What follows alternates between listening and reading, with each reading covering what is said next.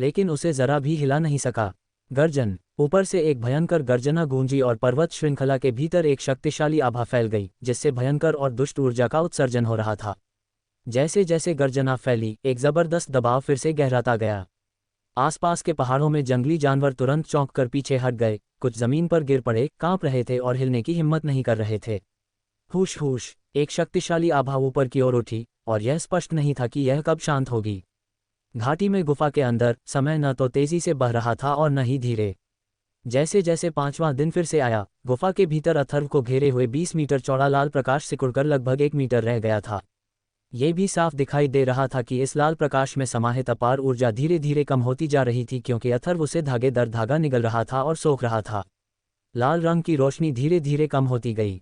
कई घंटों बाद जब लाल रंग की आखिरी किरण अथर्व ने अपने पूरे शरीर के रोम छिद्रों से सोख ली, तो पूरी गुफा में अचानक एक शक्तिशाली आभा उमड़ पड़ी। इस समय अंकल नील, जो अपनी सांसों को नियंत्रित कर रहे थे, और छोटू, दोनों को अचानक कुछ महसूस हुआ। लगभग एक साथ उनकी निगाहें अथर्व पर टिक गईं, जो अब गुफा के अंदर साफ दिखाई दे रहा था। उसकी आंखें कसकर बंद थीं। हुश हुश, उसी क्षण अथर्व के चारों ओर से एक चमकदार पीली रोशनी फूट पड़ी। तुरंत ही उसके शरीर से एक विशाल आभा फैल गई और उसकी आभा तेजी से ऊपर चढ़ने लगी। जैसे ही प्रचंड आभा बाहर निकली, पूरी गुफा के भीतर की अंतरिक्षीय लहरें तुरंत कांप उठीं। बॉस अब आगे बढ़ने लगा है, छोटू की छोटी आंखों में उत्साह झलक रहा था। हुश हुश, अथर्व के शरीर के भीतर से अचानक एक शक्तिशाली आभा उमड़ पड़ी। यह आभा उस समय स्वर्ग और पृथ्वी की एक अदृश्य ऊर्जा को आकर्षित कर रही थी। स्वर्ग और पृथ्वी की ऊर्जा एकत्रित होकर गुफा में प्रवाहित हो रही थी। जैसे ही स्वर्ग और पृथ्वी की यह ऊर्जा अथर्व के शरीर में प्रवेश कर रही थी, यह आभा तुरंत ही भयानक गति से आसमान छूने लगी। इस आभा का उत्थान भयावह था, कुछ कुछ बांस को तोड़ने जैसा। द्वितीय स्तर का marshal general ... third layer marshal general ...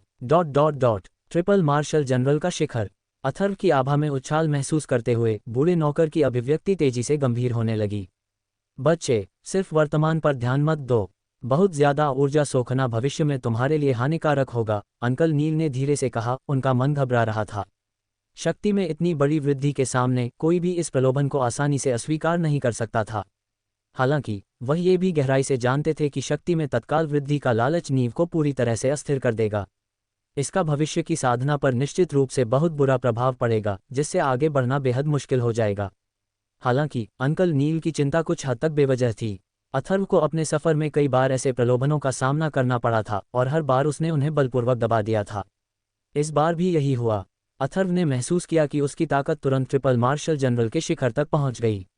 उसकी सफलता के लिए ये पहले से ही सीमा थी। अगर वह और आगे बढ़ता तो वह खुद को नियंत्रित नहीं कर पाता।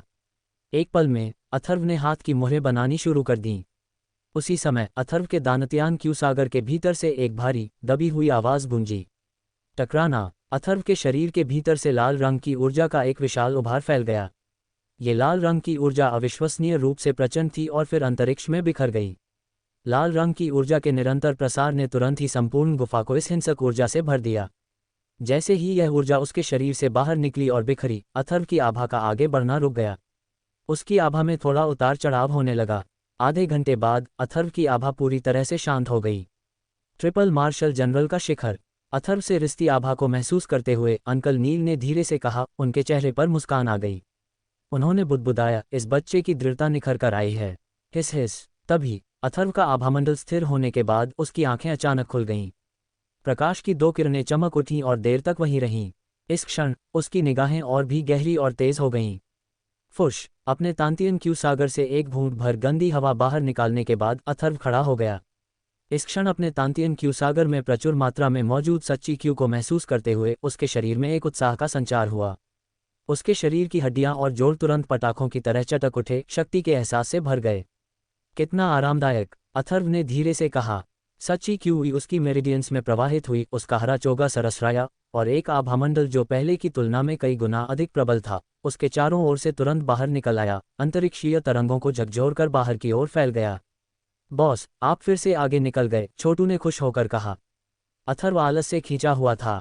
त्रिस्तरीय मार्शल जनरल के शिखर तक पहुंचते हुए उसकी शक्ति प्रथम स्तर के मार्शल जनरल की तुलना में बिल्कुल अलग स्तर पर थी। मार्शल जनरल साधना स्तर पर हर स्तर की सफलता बेहद आश्चर्यजनक थी। कैसा लग रहा है? क्या तुम मार्शल स्पिरिट आर्टिफैक्ट के साथ एकीकृत हो गए हो? अंकल नील ने अथर्व को देखा, उनकी आंखों में हल्की मुस्कान थी। अथर्व ने धीरे से कहा। उसने हल्के से हाथ की मुहर बनाई, अपना दाहिना हाथ ऊपर उठाया और उसके हाथ में तुरंत एक लाल रंग की रोशनी प्रकट हुई। उसके साथ एक शक्तिशाली आभा भी फैल गई। आओ! लाल रंग की रोशनी एक साथ आए और ब्लेड से ड्रैगन की दहाड़ जैसी आवाज़ तुरंत गूंजी। यह आवाज़ गुफा के बाहर और घाटी के पार तक पहुंच गई, जिससे सैकड़ों जानवर और पक्षी तुरंत डर के मारे भाग गए। अथर्व ने उत्साह से अपने हाथ में लिए कृपाण को देखा। ये लगभग 1.2 से 1.3 मीटर लंबा था, जिसकी मूठ लगभग 20 सेंटीमीटर की थी, मानो कोई छोटा अजगर इसके चारों ओर कुंडली मारे बैठा हो। कृपाण का केवल एक किनारा था, जो ऊपर की ओर एक सुंदर वक्रता लिए हुए था। इसकी मुद्रा सुडौल थी। ब्लेड का पिछला भाग अपेक्षाकृत मोटा था, जो धीरे धीरे नीचे की ओर पतला होता जा रहा था। ब्लेड का चाप किसी सांप की तरह फुर्तीला था और उसका वक्र बिल्कुल स्पष्ट था। ब्लेड पर एक लाल रंग की रोशनी पूरे शरीर में फैल गई, ठंडी और पवित्र शांति का वातावरण फैला रही थी। ये लाल रंग की रोशनी टिमटिमा रही थी, भूतिया लाल रंग की रोशनी के साथ चमक रही थी, और साथ ही एक धुंधली दुष्ट आभा भी उसमें व्याप्त थी। हालांकि ब्लेड पर अथर्व ने कई सुनहरे गुप्त पैटर्न देखे। इन पैटर्नों पर एक सुनहरी लौ हल्की सी टिमटिमा रही थी और उसके भीतर से छोटू की आभा फैल रही थी। क्या बेजोड़ और बढ़िया कृपाण है, अथर्व बुदबुदाया। ये कृपाण तो कमाल का था। अथर्व ने इसे देखते ही तुरंत पसंद कर लिया, मानो यह उसके अपने शरीर का ही कोई अंग हो। कृपाण के स्तर की बात करें तो अधिपति कृपाण लॉन्गसान का महान कृपाण और युद्ध कृपाण को दाओ जुए का युद्ध कृपाण इस कृपाण से बिल्कुल बेजोड़ थे। बस कृपाण की धार से निकलने वाली शक्ति समान स्तर की नहीं थी। अच्छा कृपाण, अंकल नील इस पल कहे बिना नहीं रह सके। उनकी नज़र अथर्व के हाथ में मौजूद कृपाण पर टिकी हुई थी। उन्होंने कहा, इस कृपाण को तुम्हारे सार रक्त से परिष्कृत किया गया है, इसलिए ये कृपाण व्यक्ति के अनुसार बदलता रहता है। ये कृपाण एक दुष्ट आभा से भरा है। लगता है बच्चे, तुम्हारी हड्डियों में एक जानलेवा आभा है, वरना इस कृपाण में इतनी जबरदस्त हत्या की मंशा न होती। मुझे डर है कि यह कृपाण भविष्य में एक परोपकारी कृपाण नहीं रह जाएगा। फिर भी यह एक अच्छा कृपाण जरूर है। भविष्य में कम हत्या करने की कोशिश करना। ज्यादा हत्या करने से तुम्हारी भविष्य की साधना प्रभावित हो सकती है। अथर्व ने हल्के से जवाब दिया। हालांकि इस कृपाण को पकड़े हुए अथर्व एक हत्या की मंशा महसूस करने से खुद को नहीं रोक पाया। यह हत्या की मंशा वास्तव में उसके शरीर के भीतर सच्ची क्यूई के प्रवाह को धीरे धीरे संचालित करने में सक्षम थी, मानो वह संवेदनशील हो। क्या शानदार कृपाण है, अथर्व ने मन ही मनाह भरी। खुद को रोक न पाने के कारण उसने उसमें सच्ची ची डाल दी। मूठ पर लगा ड्रैगन का सिर तुरंत जीवंत हो उठा और ड्रैगन की दहाड़ जैसी कृपाण की चीख फिर से फैल गई। मैं वार करता हूँ। अथर्व ने इस समय किसी भी प्रकार की कृपाण तकनीक या युद्ध कौशल का प्रयोग नहीं किया। उसने अपने हाथ में पकड़ी लंबी कृपाण को सीधा घुमाया और कृपाण की एक रोशनी तुरंत चमक उठी। फुश! गुफा की जमीन पर अचानक एक दरार दिखाई दी। एक उंगली जितनी चौड़ी और 1 मीटर से ज्यादा गहरी दरार गुफा के बाहर तक फैली हुई थी और घाटी से बजरी का एक टुकड़ा नीचे गिरा। फुस! अथर्व ने अपनी अद्भुत कृपाण ज्योति छोड़ी, जिससे सुंदर चाप बने। कृपाण ज्योति में उमड़ते ज्वार और चमकती बिजली जैसी ध्वनि थी। कृपाण ज्योति को सहजता से चलाया जा रहा था। उसकी गति 10,000 घोड़ों की सरपट दौड़ या किनारे से टकराती विशाल लहरों जैसी थी। ये खुलती और बंद होती हवा में इसकी ध्वनि किसी अजगर की दहाड़ और बाघ के गरजने जैसी थी। ये गति अत्यधिक विस्मयकारी और स्पष्ट रूप से शक्तिशाली थी। फुस! अपनी सच्ची ची को वापस खींचते हुए अथर्व ने अपने हाथ में रक्त कृपाण थाम लिया। इस क्षण अथर्व को ब्लेड के भीतर एक भयानक शक्ति का प्रवाह महसूस हुआ। उसकी सच्ची ची इस शक्ति के साथ मिलकर तेजी से प्रवाहित हो रही थी।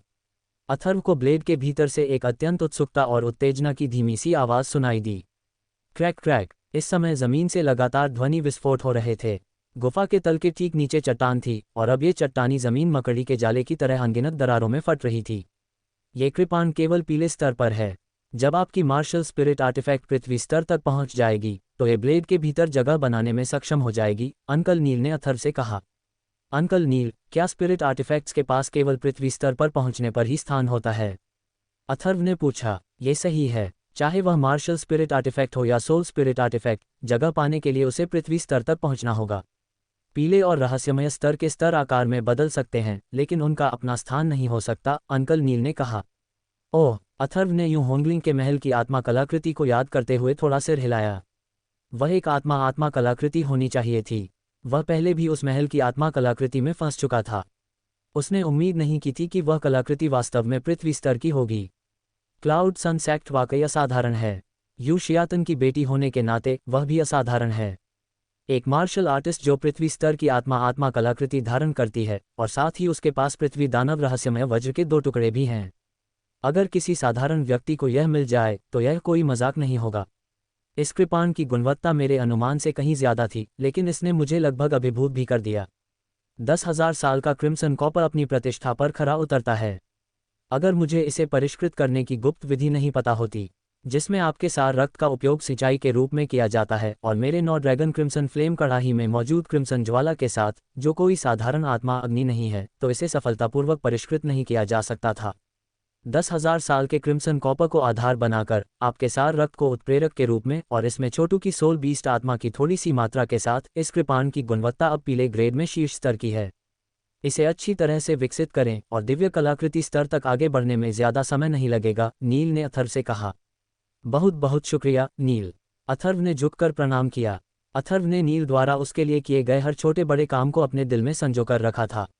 इस कृपाण का अभी तक कोई नाम नहीं रखा गया है, इसे नाम देने में मदद करें, नील ने अथर्व से कहा। ये कृपाण मेरे सार रक्त से बना है, चलो इसे रक्तवध कहते हैं, अथर्व ने धीरे से कहा। रक्तवध, नील ने हल्के से मुस्कुराते हुए कहा, कितना घमंडी और दबंग नाम है।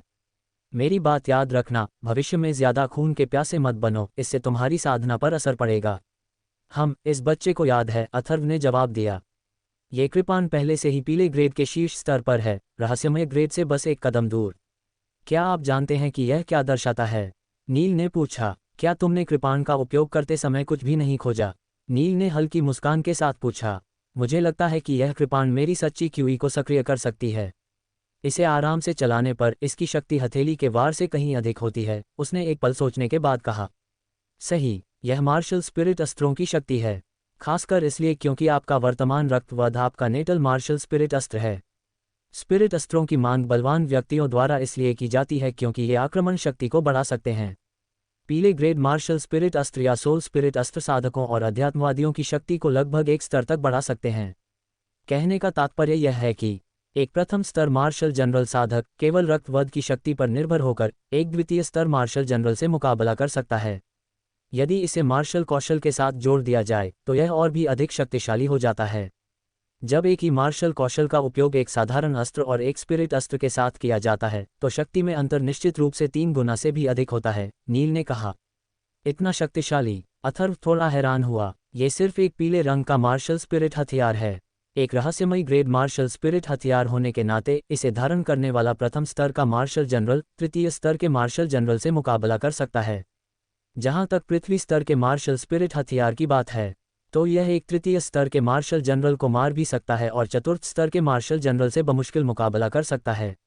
अगर यह स्वर्ग स्तर के मार्शल स्पिरिट हथियार के स्तर तक पहुंच जाता है, जो कि दिव्य कलाकृति का स्तर है, तो इसे धारण करने वाला प्रथम स्तर का मार्शल जनरल केवल अपनी शक्ति के बल पर 5वें स्तर के मार्शल जनरल से मुकाबला कर सकता है या उसे मार भी सकता है, नील ने फिर कहा। फिर हल्के से मुस्कुराए, हालांकि स्वर्ग स्तर के स्पिरिट हथियार बहुत कम हैं, इतने कम कि मैंने एक भी नहीं देखा है।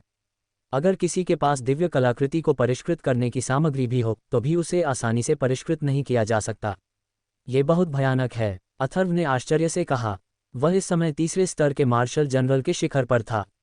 उसने अनुमान लगाया कि अपने विशाल डेंटियन क्यू सागर के साथ वह सामान्य 5वें स्तर के मार्शल जनरलों का बमुश्किल ही मुकाबला कर पाएगा। नील के अनुसार अगर वह अपनी शक्ति को रक्तवध के साथ मिला ले तो वह केवल अपने शरीर की शक्ति से ही 6ठे स्तर के मार्शल जनरल को भी मार सकता है। रक्तवध के बाद जब वह रहस्यमयी श्रेणी, पृथ्वी श्रेणी या यहाँ तक कि स्वर्ग श्रेणी के दिव्य शिल्प कौशल स्तर तक पहुँच जाएगा तो यह निश्चित रूप से और भी भयानक होगा। हालांकि नील को ये कहते हुए सुनना, स्वर्ग श्रेणी के आत्मिक अस्त्र दिव्य शिल्प कौशल स्तर तक आगे बढ़ना निश्चित रूप से आसान नहीं होगा।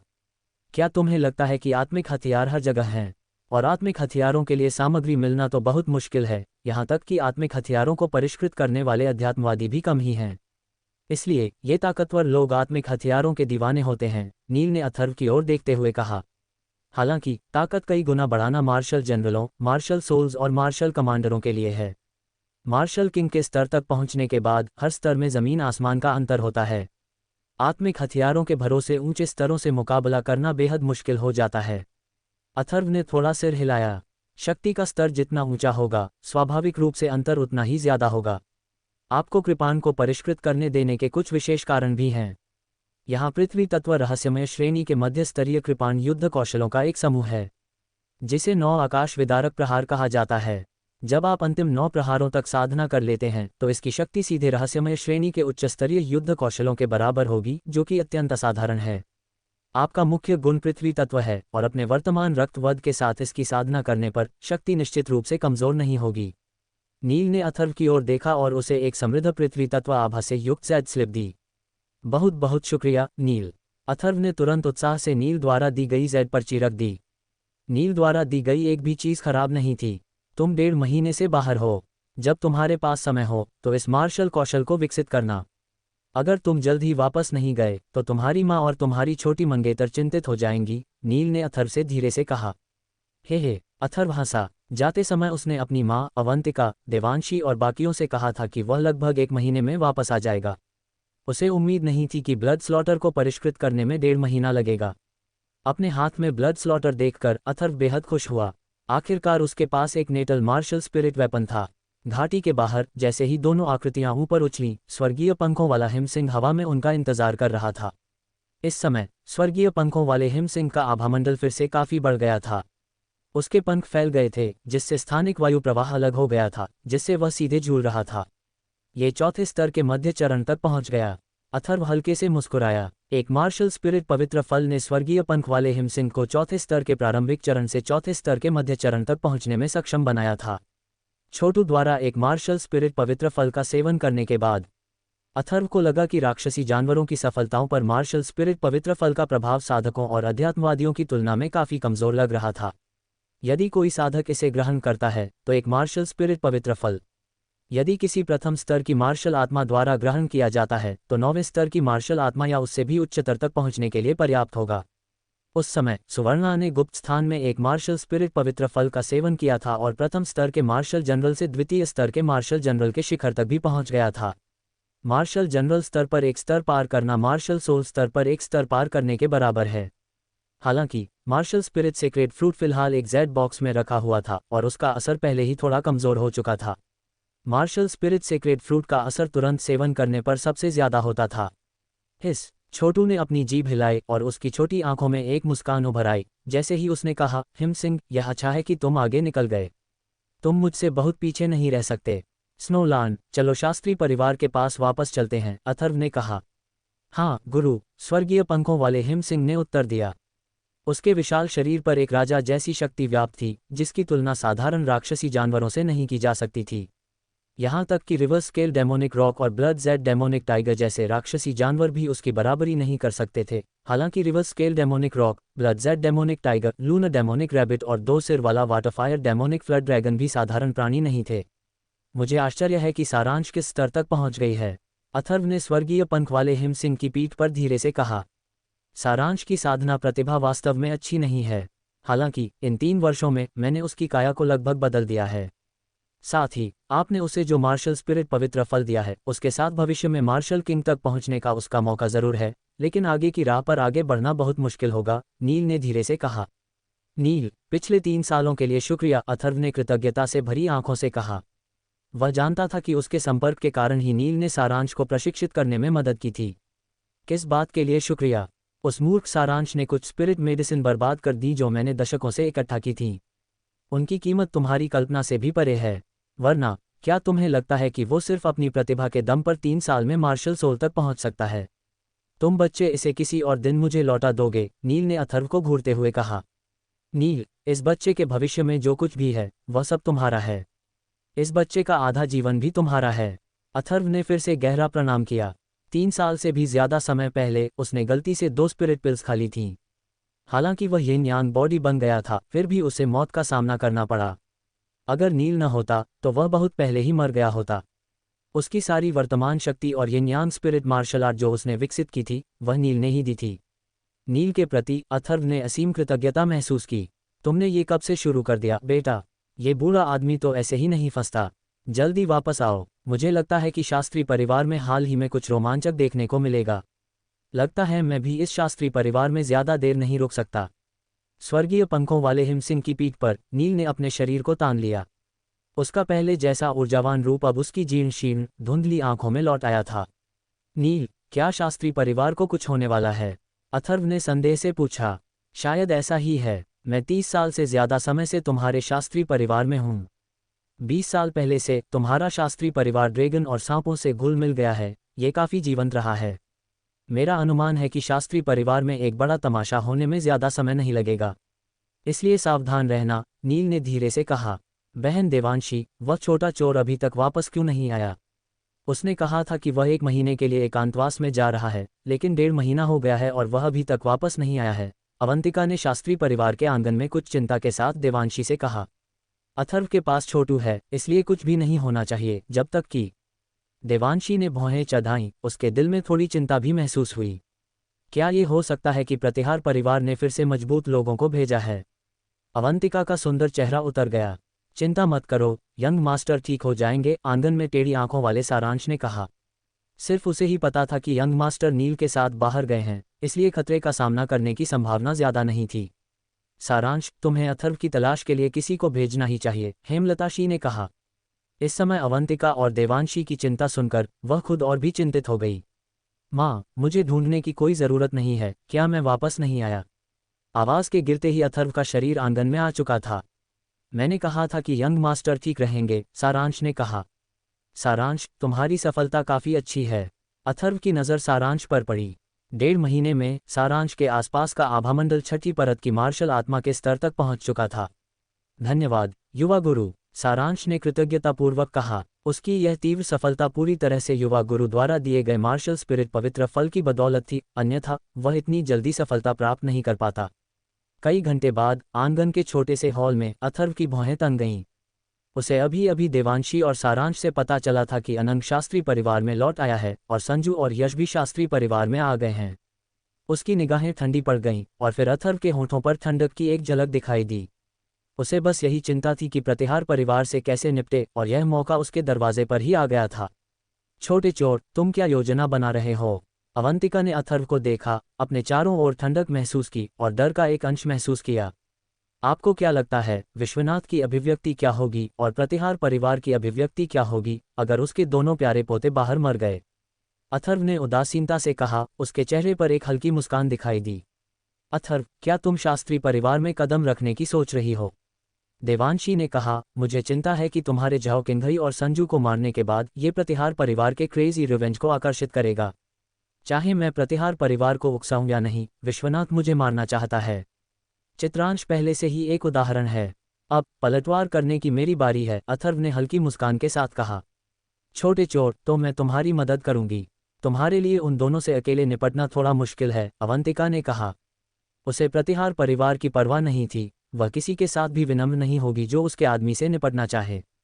अवंतिका, तुम्हें कोई कदम उठाने की जरूरत नहीं है, मेरा अपना तरीका है, अथर्व ने धीरे से कहा। लेकिन अभी कोई जल्दी नहीं है। चलो आज रात इस बारे में बात करते हैं। तो फिर आपको सावधान रहना होगा, देवांशी ने कहा। युवा मास्टर, मैंने प्रथम मास्टर और प्रथम मैडम को आमंत्रित किया है। इस समय सारांश की आवाज आंगन के बाहर से आई। देवांशी, आज हमारे पास समय है। चलो अंकल को मिलकर इस मामले के बारे में बताते हैं, अथर्व ने ऊपर देखा और मुस्कुराते हुए देवांशी से कहा। देवांशी ने धीरे से जवाब दिया। स्वाभाविक रूप से वह जानती थी कि अथर्व क्या कहना चाहती थी और उसके गालों पर तुरंत शर्म की लाली छा गई। अथर्व, क्या तुमने अपने चाचा और चाची को किसी चीज के लिए आने को कहा था? तभी 3 आकृतियां छोटे से हॉल में आईं। चाचा, चाची, कृपया पहले बैठ जाए। जो लोग आए थे वे बलराज शास्त्री और हेमलता थे। अथर्व ने तुरंत सारांश से कहा। सारांश, कृपया मैडम को भी बुला लीजिए। कृपया प्रतीक्षा करें युवा मास्टर। सारांश तुरंत मैडम को आमंत्रित करने के लिए आंतरिक हॉल में भाग गया। पिताजी, माताजी, देवांशी बलराज शास्त्री और हेमलता के पास गई। उसका चेहरा और भी लाल और फूला हुआ हो गया, कुछ हद तक मनमोहक लग रहा था। देवांशी, तुम्हारा चेहरा लाल क्यों है? हेमलता ने देवांशी को प्यार से देखा, उसकी आंखों में शक की एक झलक थी। बलराज शास्त्री और हेमलता के अपने कोई बच्चे नहीं थे, इसलिए वे देवांशी को अपना मानते थे, हमेशा उससे प्यार और स्नेह करते थे। माँ, मैं ठीक हूँ, देवांशी ने धीरे से कहा, उसकी आवाज़ लगभग अस्पष्ट थी। माँ, छोटे हॉल के बाहर यूहोंगलिंग ने हेमलताशे को देखा और उनका अभिवादन करने वाले पहले व्यक्ति थे। प्रथम गुरु हेमलताशे ने छोटे हॉल में प्रवेश किया और बलराज शास्त्री और हुआंगशित दोनों को वहां देखकर थोड़ा आश्चर्यचकित हुआ। हेमलताशी के बैठ जाने के बाद देवांशी का चेहरा और भी लाल हो गया। उसका खूबसूरत चेहरा उसकी छाती पर झुक गया और वह अपने हाथों से अपने कपड़ों के किनारे को रगड़ने लगी। उसे थोड़ा अजीब सा महसूस हो रहा था। माँ, चाचा, चाची, मैं देवांशी और मुझे आपसे कुछ कहना है, अथर्व ने उन तीनों से कहा। अथर्व, बस वही कहो जो तुम कहना चाहती हो। बलराज शास्त्री ने अथर्व की ओर देखा, फिर अपनी बेटी के चेहरे के भावों को देखा और कुछ अनुमान लगाया। अथर्व, तुम फिर से तो नहीं जा रहे हो ना? अथर्व को देखते हुए हेमलताशी ने तुरंत पूछा। माँ, चाचा, चाची, देवांशी और मैं पहले सगाई करने की योजना बना रहे हैं। कृपया सहमत हो जाए, अथर्व ने धीरे से कहा। क्या? ये सुनकर बलराज शास्त्री, हेमलताशी और सारांश सभी तुरंत आश्चर्यचकित हो गए और उनकी नज़र तुरंत अथर्व और देवांशी पर पड़ी। पिताजी, माताजी, तीसरी चाची, देवांशी और मैं आपसे प्रार्थना करते हैं कि आप हमें अपना आशीर्वाद प्रदान करें। देवांशी ने अपने चांदी के दांतों को काटते हुए अथर्व के पास खड़े होने के लिए आगे कदम बढ़ाया और बलराज शास्त्री, हेमलता और हेमलताशी से कहा। इस समय बलराज शास्त्री के तीनों सदस्यों ने एक दूसरे को देखा। सभी बेहद हैरान थे, लेकिन फिर तीनों मुस्कुरा दिए। बलराज शास्त्री ने सबसे पहले कहा, तुम दोनों बच्चों, मुझे लगा था कि तुम्हारे पास कोई ज़रूरी चीज़ है। हमें खुशी है कि तुम दोनों साथ हो, इससे ज़्यादा खुशी की कोई बात नहीं हो सकती। देवांशी, मैं तुम्हें अपनी बहू बनाना चाहती थी, लेकिन उस समय मुझे पता था कि अथर्व इसके लायक नहीं है। अब अच्छा है, तुम दोनों साथ हो। हेमलताशी हल्के से मुस्कुराई, फिर अवंतिका की ओर देखा और बोली, अवंतिका, देवांशी और अथर्व। माँ, सिस्टर देवांशी और अथर्व पहले एक साथ थे, इसलिए आपको मेरी अनिच्छा के बारे में चिंता करने की आवश्यकता नहीं है, अवंतिका ने कहा। तुम दोनों बच्चों, तुमने पहले क्यों नहीं बताया? मुझे राहत है कि तुम साथ हो, हेमलता ने हल्के से मुस्कुराते हुए देवांशी से कहा। कुछ दिन पहले तुम्हारे पिता और मैं कह रहे थे कि हमें तुम्हारे लिए एक साथी ढूंढना चाहिए। मुझे उम्मीद नहीं थी कि तुम्हें खुद ही कोई मिल जाएगा। अगली बार जब तुम्हारे पास कुछ हो तो उसे अपने माता पिता से मत छिपाना। माँ, देवांशी शर्माते हुए हेमलता के पास गई, अपनी आंख के कोने से अथर्व पर एक नज़र डाली और अपने दिल में राहत महसूस की। अथर्व, तुम्हारी सगाई हो रही है, इसलिए मैं तैयारी करूंगा और पूरे शहर को सूचित करूंगा। शास्त्री परिवार 3 दिनों तक दावत करेगा, बलराज शास्त्री ने मुस्कुराते हुए कहा। चाचा, इसकी कोई ज़रूरत नहीं है। मुझे उत्तेजना पसंद नहीं, इसलिए चलो दूसरों को इसकी जानकारी न दें, अथर्व ने धीरे से कहा। अथर्व को ऐसी उत्तेजना में कोई दिलचस्पी नहीं थी। तो यह आप पर निर्भर है, लेकिन शास्त्री परिवार के लोगों को अभी भी सूचित करने की आवश्यकता है, बलराज शास्त्री ने कहा। देर रात अथर्व ने साधना बंद कर दी और उसकी आंखों में ठंडक दिखाई दी। अथर्व, सावधान रहो, अवंतिका ने धीरे से कहा। चिंता मत करो, अथर्व ने अपने होंठ भींचे और मुस्कुराया, फिर कमरे से बाहर चला गया। छोटू का सिकुड़ा हुआ शरीर अभी भी अथर्व के कंधे पर लिपटा हुआ था। छोटे से हॉल में मधुरिमा का सिकुड़ा हुआ शरीर पहले से ही इंतजार कर रहा था। एक व्यक्ति, 2 जानवर, 2 आकृतियां तुरंत शास्त्री परिवार के निरंतर आंगन के ऊपर प्रकट हुईं, चुपचाप, बिना कोई व्यवधान उत्पन्न किए। मधुरिमा, क्या दूसरों का ध्यान आकर्षित करने से बचने का कोई तरीका है? एक क्षण बाद एक आंगन के ऊपर अथर्व ने अपनी आवाज़ मधुरिमा तक पहुंचाई। मेरी ताकत अंतरिक्ष के एक छोटे से क्षेत्र को भी घेर सकती है। मुझसे कमज़ोर लोगों को इसका एहसास नहीं होना चाहिए। तुम पूरे आत्मविश्वास से काम कर सकते हो। दरअसल मैं एक तीसरी परत के आत्मा सेनापति और एक दूसरी परत के मार्शल सेनापति को एक पल में मार सकता हूँ। इसे इतना कष्टदायक क्यों बना रहे हो? मधुरिमा ने अथर्व के कान में अपनी आवाज़ पहुंचाई। उसका छोटा शरीर तुरंत एक सुंदर सफ़ेद आकृति में बदल गया और एक ऐसी खुशबू भी फैलने लगी जिसका विरोध करना असंभव था। मुझे अभी भी उनकी जीवित ज़रूरत है। उन्हें सीधे मार देना उन्हें आसानी से छोड़ देने जैसा होगा, अथर्व ने ठंडे स्वर में कहा। उसकी ठंडक पहले से ही फैल रही थी क्योंकि वह आगे के आंगन को देख रहा था। वे दोनों अंदर हैं, मधुरिमा ने अथर्व से कहा जबकि वह आगे के आंगन को देख रही थी। आगे बढ़ो। जैसे ही अथर्व की आवाज़ गिरी, उसके पैरों के नीचे एक भंवर चमक उठा और उसी समय उसकी आकृति पहले से ही एक प्रतिबिंब में बदल गई थी और आंगन के अंदर प्रकट हुई थी। ची! मधुरिमा का मनोहर शरीर हवा में लहरा उठा। उसकी गोरी कलाई उसकी सफ़ेद आस्तीन से बाहर निकली और उसने हाथ की मुहर जैसी एक आकृति बनाई। पूरा आंगन तुरंत प्रकाश की एक अदृश्य धारा में लिपट गया। आंगन के बाहर ध्यान से देखने पर एक गोलाकार स्थानिक लहर विकृत हो रही थी। कौन? एक क्षण में आंगन के अंदर से एक चीख गूंजी और फिर 2 आकृतियां तुरंत बाहर कूद पड़ीं। हम फिर मिलेंगे। अथर्व अपने हाथ पीठ के पीछे करके चुपचाप आंगन में खड़ा था। अपने सामने सफ़ेद आलीशान लंबे लबादे में एक युवक और नीले लंबे लबादे में एक और युवक को घूर रहा था। उसकी आंखों में एक हल्की छिपी हुई ठंडक छा गई। अथर्व, दोनों ने वहां आए 2 लोगों को देखा, एक दूसरे को देखा। उनकी आंखों में पहले से ही घबराहट दिखाई देने लगी थी। ये दोनों प्रतिहार परिवार के भाई थे, संजू और झाओकिंग गहाई। हालांकि वे शास्त्री परिवार में 1 महीने से थे, लेकिन अथर्व को पहली बार देखा था। पहले तो उन्होंने सोचा था कि अथर्व को चित्रांश ने मार डाला है, लेकिन शास्त्री परिवार में पहुंचने पर उन्हें पता चला कि अथर्व बहुत पहले लौट आई थी और तब से उनका दिल बेचैन था। वे जानते थे कि उनकी मौजूदा ताकत अथर्व के सामने कुछ भी नहीं है, और उन्हें यह भी डर था कि अथर्व उन पर कोई हमला कर देगी। हालांकि शास्त्री परिवार में उन्हें डर नहीं था, कम से कम शास्त्री परिवार में इस अथर्व को उन पर हमला करने की हद तक नहीं जाना चाहिए, क्योंकि इससे शास्त्री परिवार के लिए बड़ी मुसीबत खड़ी हो जाएगी। उन्हें बस थोड़ी देर और इंतजार करना था, और जब प्रतिहार परिवार के शक्तिशाली विशेषज्ञ आएंगे तो सब कुछ सुलझ जाएगा। इस समय देर रात अथर्व को आते देख उन्हें तुरंत घबराहट होने लगी। अगर अथर्व ने सचमुच उन पर कोई हमला किया तो वे मुसीबत में पड़ जाएंगे। उसी समय दोनों ने अथर्व के बगल में बैठी मधुरिमा को देखा। उसका खूबसूरत चेहरा इतना दमघोंटू था कि दम घुटने लगा। दोनों को सचमुच समझ नहीं आ रहा था कि इस लड़के के आसपास हमेशा खूबसूरत औरतें क्यों रहती हैं, और अपनी ताकत के साथ वे इस अविश्वसनीय रूप से खूबसूरत औरत से निकलती एक अदृश्य आभा को भी महसूस कर सकते थे, जो वाकई बेहद शक्तिशाली थी। अथर्व, तुम क्या करना चाहते हो? संजू ने अथर्व की ओर देखते हुए अपनी आंखों में बेचैनी के भाव के साथ पूछा। क्या तुम मुझे मारने के लिए उत्सुक नहीं थे? अब मुझे कैसे लग रहा है कि तुम थोड़े डरे हुए हो। अथर्व हल्के से मुस्कुराया, उसकी मुस्कान उपहास से भरी थी। अथर्व, अगर तुमने लापरवाही से काम करने की हिम्मत की तो मेरा प्रतिहार परिवार निश्चित रूप से तुम्हारे शास्त्री परिवार को तहस नहस कर देगा, यश ने डूबती निगाहों से कहा। हाँ, अथर्व ने दिल खोलकर हंसते हुए दोनों को मनोरंजन से देखते हुए कहा, पहली बात, शास्त्री परिवार के नष्ट होने से मेरा कोई लेना देना नहीं है। दूसरी बात, अगर मैं तुम दोनों को अभी मार दूं तो किसी को पता नहीं चलेगा। अथर्व, अगर तुम लापरवाही से काम करना चाहोगे तो मेरा प्रतिहार परिवार भी तुम्हें नहीं छोड़ेगा। दोनों के चेहरे आश्चर्य से पीले पड़ गए, और वे अथर्व से निकलती तेज ठंडक को पहले से ही महसूस कर सकते थे। दोनों ने अथर्व का निर्दयी रूप देखा था, और इस पल उनके दिलों की गहराइयों से तुरंत एक ठंडक फैल गई। उनके शरीर धीरे धीरे पीछे हट गए, और उन्होंने इधर उधर देखा, मानो भागने की कोशिश कर रहे हों।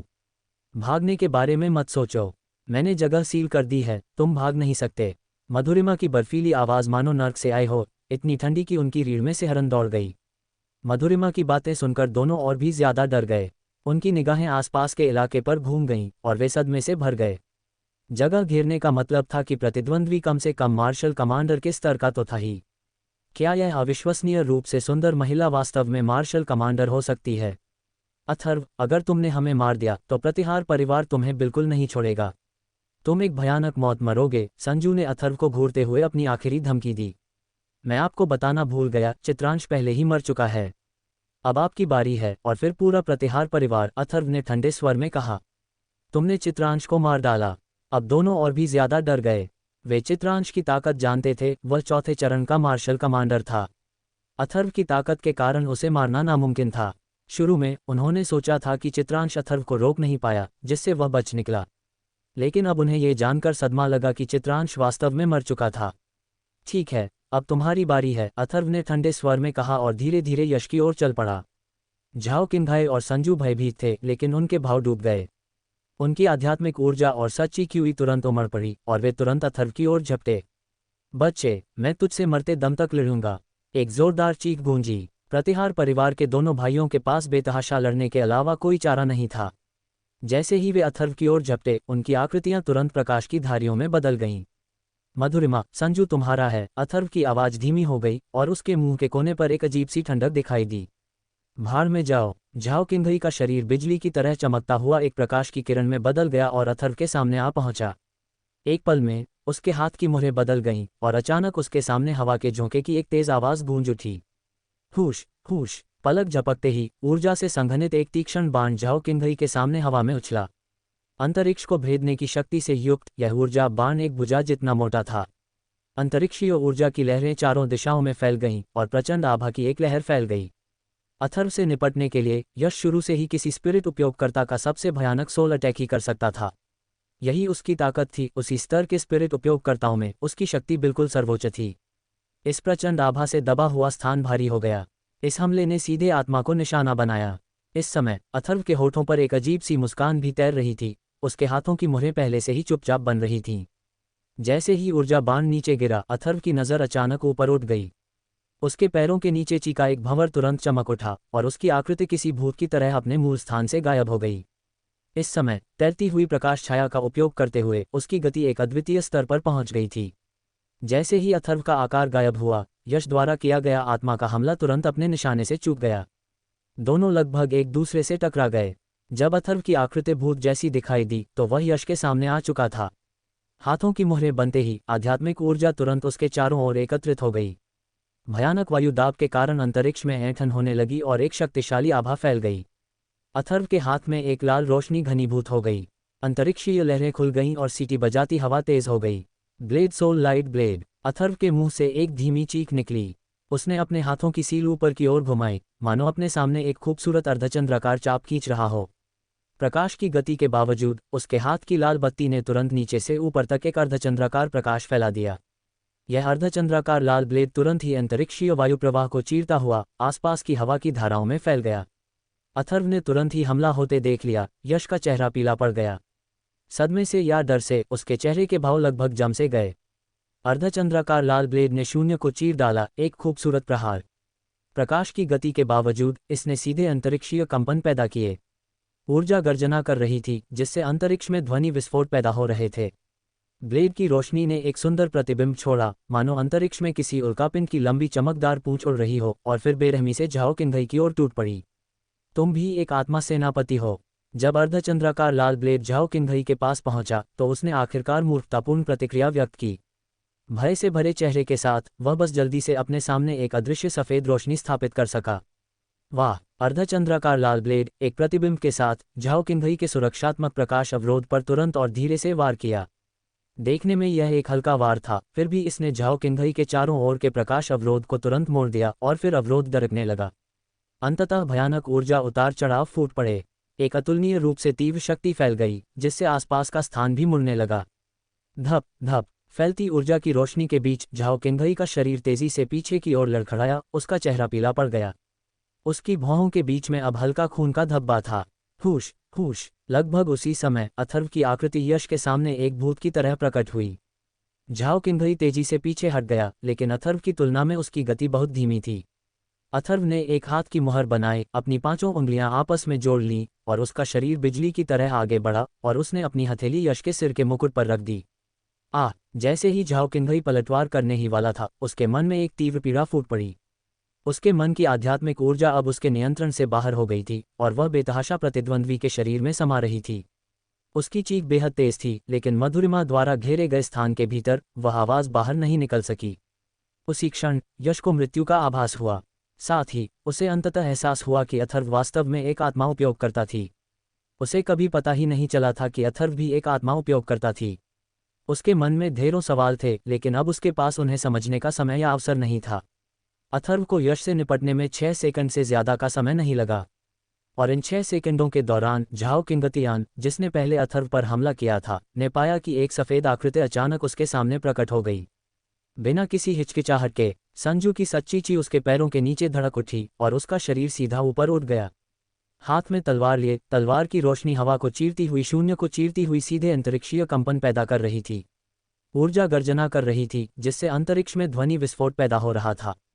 तलवार की रोशनी एक प्रतिबिंब के साथ फैल रही थी, एक भयानक शक्ति लेकर सीधे मधुरिमा की ओर वार कर रही थी। इतनी ताकत के साथ वह सचमुच अद्वितीय तलवार कहलाने के योग्य था। हालांकि इस समय मधुरिमा ने कोई हरकत नहीं की। जैसे ही तलवार की हिंसक परछाइयां उसकी ओर बढ़ीं, उसने अपना जैद हाथ थोड़ा ऊपर उठाया। उसकी नज़रें डूब गईं।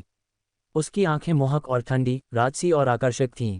उसने दूर से ही अपनी 5 उंगलियां हल्के से भींच लीं और तुरंत उसके सामने का पूरा स्थान मुड़ गया, जिससे उसके सामने के स्थान के भीतर हिंसक प्रतिरोध का क्षेत्र पूरी तरह से विकृत हो गया। फुसफुस फुसफुस तलवारों की परछाइयां भड़क उठीं और तुरंत ही अंतरिक्ष में विलीन हो गईं। हिंसक ऊर्जा केवल अंतरिक्ष की सीमाओं के भीतर ही विलीन हो सकती थी। बस थोड़ा सा मार्शल जनरल, आज्ञाकारी बनो, मधुरिमा ने हल्के से कहा। उसके चेहरे पर शांति थी। उसके हाथ की हल्की सी मुट्ठियों से उसके सामने की मुड़ी हुई जगह ने तुरंत संजू को भी अपने साथ मोड़ लिया। हिस, कोई तेज ध्वनि नहीं थी, बस अंतरिक्षीय सीटी की आवाज थी। मुड़ा हुआ स्थान अचानक एक भंवर की तरह मुड़ गया। उफ! संजू में प्रतिरोध करने की शक्ति नहीं थी। उसने तुरंत मुंह में ताज़ा खून थूक दिया। अब उसे एहसास हुआ कि उसके सामने खड़ी इस अविश्वसनीय रूप से खूबसूरत महिला की ताकत इतनी बढ़ गई थी कि वह उसे एक इशारे से आसानी से मार सकती थी। अगर उसे पता होता कि अथर्व के पास इतनी शक्तिशाली विशेषज्ञ है, तो वह शास्त्री परिवार के पास आने की हिम्मत नहीं करता। फुफकार। जब चारों लड़ रहे थे, लिटिल लॉन्ग पास ही घास के एक टुकड़े से अपना छोटा सा सिर उठाए देख रहा था। उसे बीच में आने की कोई जरूरत ही नहीं थी। टकराना। अथर्व के हाथों में यश अब एक सूखी लाश बन चुका था। उसके शरीर की सारी आध्यात्मिक ऊर्जा अथर्व ने पूरी तरह से निगल ली थी। ब्लेड सोल लाइट ब्लेड की शक्ति अत्यंत प्रबल है, अथर्व ने मन ही मन सोचा। उसने अभी अभी ब्लेड सोल कौशल का दूसरा स्तर, ब्लेड सोल लाइट ब्लेड, सक्रिय किया था और इसकी शक्ति ब्लेड सोल स्लैश से कहीं अधिक प्रबल थी। ब्लेड सोल लाइट ब्लेड को सक्रिय करने के बाद भी उसके पास बहुत कम ऊर्जा बची थी। यह महसूस करते हुए अथर्व ने अनुमान लगाया कि शायद उसके पास अभी भी तीसरे स्तर, ब्लेड सोल वॉइड एनिहिलेशन को सक्रिय करने के लिए पर्याप्त ऊर्जा नहीं बची होगी। हालांकि ब्लेड सोल स्लैश केवल एक गहन श्रेणी का निम्न स्तरीय आध्यात्मिक कौशल था, फिर भी इसकी शक्ति असाधारण थी और यह अविश्वसनीय रूप से प्रभावशाली था। फुफकार। अपने हाथ में आध्यात्मिक अग्नि लेकर अथर्व ने यश की भंडारण अंगूठी उतार ली, फिर तुरंत यश की लाश को जलाकर राख कर दिया। जमीन पर केवल एक जली हुई छाया का निशान छोड़ दिया। संजू ने ये सब अपनी आंखों से देखा, अपने बड़े भाई का ऐसा अंत होते देखा। और इस समय वह पहले ही मधुरिमा के हाथों में गिर चुका था, हिलने डुलने में पूरी तरह असमर्थ। भय, खौफ, यही शब्द उस पल संजू की आंखों में दिख रहे भावों को बयां कर रहे थे। अथर्व को अपने सामने देखकर संजू ने कभी ऐसे अंजाम की कल्पना भी नहीं की थी। झाओ किंघई की लाश से निपटने के बाद अथर्व के चेहरे पर हल्की उदासी छा गई। झाओ किंघई की आध्यात्मिक ऊर्जा का सेवन करते हुए अथर्व ने आत्मा खोज तकनीक का भी इस्तेमाल किया और कुछ बातें सीखीं। प्रतिहार परिवार के विशेषज्ञ आ रहे थे और अनुमान है कि वे लगभग आधे महीने में शास्त्री परिवार के पास पहुंच जाएंगे।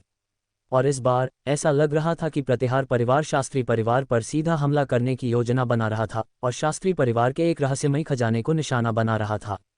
हालांकि झाओ किंघई को भी नहीं पता था कि शास्त्री परिवार का ये खजाना क्या है। उसी समय अथर्व को ये भी पता चला कि अनंग और उसकी मां दामिनी अभी भी उसे मारने के इरादे में हैं। ऐसा लग रहा था कि उसे इन दोनों से व्यक्तिगत रूप से निपटना होगा और उन्हें खत्म करना होगा। इस बार ये बहुत ही रौनक वाला होगा, अथर्व मंद मंद मुस्कुराया। शास्त्री परिवार के साथ प्रतिहार परिवार के व्यवहार का उससे कोई लेना देना नहीं था। हालांकि अगर शास्त्री परिवार के पास सचमुच कोई खजाना होता तो वह उसके बारे में इतनी विनम्रता से बात नहीं करता। अथर्व को सुवर्णा की यह बात भी याद आई कि उसे शास्त्री परिवार का खजाना हासिल करना ही होगा। ऐसा लग रहा था कि यह कोई साधारण खजाना नहीं होगा। अथर्व, मुझे जाने दो। मैं अंधा था और मुझे तुम्हारा विरोध नहीं करना चाहिए था। इससे कोई फर्क नहीं पड़ता कि तुमने मेरे बड़े भाई को मार डाला, मैं किसी को नहीं बताऊंगा। अब से प्रतिहार परिवार के मुखिया के पद के लिए कोई भी मुझसे मुकाबला नहीं करेगा। बस मुझे जाने दो, तुम जो चाहोगी मैं करूंगा। संजू ने अथर्व को देखा, उसकी आंखों में डर उभर रहा था। वह अंदाजा नहीं लगा पा रहा था कि अथर्व उसके साथ क्या करेगी, और अथर्व की बेरहमी को जानकर वह और भी डर गया। आपके पास करने के लिए कुछ चीजें होंगी, अथर्व ने ठंडी मुस्कान के साथ कहा, और इस मुस्कान ने संजू के दिल को काम दिया। 1 घंटे बाद शास्त्री परिवार के पिछवाड़े में अथर्व एक बार फिर लकड़ी के शेड में गुप्त कमरे में पहुंची। यहाँ सब कुछ अपरिवर्तित रहा और अथर्व को एक अपनापन सा महसूस हुआ, यहीं पर उसके बारे में सब कुछ बदल गया था। गुप्त कमरे में अथर्व ने संजू के मेरिडियन और एक्यू पॉइंट्स को सील कर दिया था, जिससे वह न तो हिल सकता था और न ही बोल सकता था। उसकी आंखों में बस घबराहट दिखाई दे रही थी। हिस हिस, छोटा ड्रैगन एक कोने में सुस्ती से अपनी जीभ हिला रहा था। संजू को देखकर अथर्व की भौहें तन गईं। वह सोच रहा था कि इस बार प्रतिहार परिवार कितने ताकतवर लोगों को भेजेगा और शास्त्री परिवार का खजाना आखिर क्या है। छोटे ड्रैगन, मुझे पहरा देने में मदद करो, अथर्व ने धीरे से कहा। चिंता मत करो बॉस, लिटिल ड्रैगन ने उत्तर दिया। परिष्कृत करो, अथर्व ने धीरे से कहा, अब संजू पर ध्यान नहीं दे रहा था। झाओ किंघई, जो तीसरे चरण के आत्मा सेनापति के शिखर पर था, कि आध्यात्मिक ऊर्जा को अभी अभी ग्रहण करने के बाद यह उसकी आध्यात्मिक ऊर्जा साधना के वर्तमान स्तर की सीमा थी। आध्यात्मिक जेड बेड निकालकर अथर्व पालथी मारकर बैठ गया। आध्यात्मिक ऊर्जा का सेवन और शोधन करते समय अथर्व आध्यात्मिक जेड बेड को नहीं भूलता था, जिसमें एक ऐसी ऊर्जा थी जिसका उसकी आत्मिक शक्ति पर गहरा प्रभाव पड़ता था। आध्यात्मिक जेड शैया पर पालथी मारकर बैठ गए और धीरे धीरे साधना करने लगे। उन्होंने अभी अभी जो आध्यात्मिक ऊर्जा ग्रहण की थी वह अब परिष्कृत होने की प्रतीक्षा कर रही थी। ये भस्म हुई आध्यात्मिक ऊर्जा अत्यंत विशाल थी और अथर्व को यकीन था कि यश की शक्ति तीसरे चरण के आत्मा जनरल के शिखर तक पहुंच गई थी, शायद चौथे चरण के आत्मा जनरल तक पहुंचने से ज्यादा दूर नहीं। यह आध्यात्मिक ऊर्जा बहुत विशाल थी, लेकिन हिंसक नहीं थी। जिस आध्यात्मिक ऊर्जा का उपभोग किया गया था वह पहले से ही आध्यात्मिक ऊर्जा थी। अथर्व ने इसे थोड़ा परिष्कृत करके अशुद्धियों को हटाकर और सार को बनाए रखते हुए इसका उपयोग किया। थोड़ा परिष्कृत होने के बाद यह आध्यात्मिक ऊर्जा अथर्व के मन के स्थान में प्रवेश कर गई। जैसे ही परिष्कृत आध्यात्मिक ऊर्जा मन के स्थान में प्रवेश कर गई, सोल कोर तेजी से घूमने लगा और आध्यात्मिक ऊर्जा के एक हिस्से को ग्रहण करके उसकी आत्मिक शक्ति को पोषित और सुदृढ़ करने लगा। एक क्षण बाद अथर्व साधना की अवस्था में पहुंच गया। उसका शरीर एक धुंधले, अदृश्य, पारदर्शी प्रकाश से आच्छादित था और उसकी आभा भी धीरे धीरे बढ़ रही थी। हालांकि इस समय अथर्व के सोल कोर के पास वह अजीब सुनहरा खंजर भी सोल कोर से सटा हुआ उसके साथ घूम रहा था। सोल कोर के भीतर आत्मा ऊर्जा का एक छोटा सा धागा धीरे धीरे ब्लेड में समा गया। ब्लेड से एक हल्की सुनहरी रोशनी निकलने लगी। ये छोटी सी आत्मिक ऊर्जा सोल कोर से लगातार उसमें समा रही थी, मानो ये सुनहरा खंजर कोई अथाह गड्ढा हो। और अथर्व को हमेशा से पता था कि यह अजीब सुनहरा खंजर, जिस क्षण से यह उसके दिमाग में आया था, लगातार उसकी आत्मा की शक्ति को खा रहा था। लेकिन खाने की गति बेहद धीमी थी और इससे उसकी आत्मा को कोई नुकसान नहीं होगा या उसकी आत्मा की शक्ति में कोई कमी नहीं आएगी। इसके विपरीत स्वर्ण खंजर द्वारा आत्मिक शक्ति को निगलने के कारण आत्मिक कोर तेजी से घूमता रहा और आत्मिक शक्ति को पोषित करने के लिए आध्यात्मिक ऊर्जा से बड़ी मात्रा में ऊर्जा प्राप्त करता रहा। इसलिए यद्यपि स्वर्ण खंजर द्वारा आत्मिक शक्ति का लगातार उपभोग किया जा रहा था, फिर भी आत्मिक शक्ति की प्रगति सामान्य से भी अधिक तीव्र थी। सुनहरे खंजर ने आत्मा के केंद्र से ऊर्जा अवशोषित कर ली और यह चक्र चलता रहा।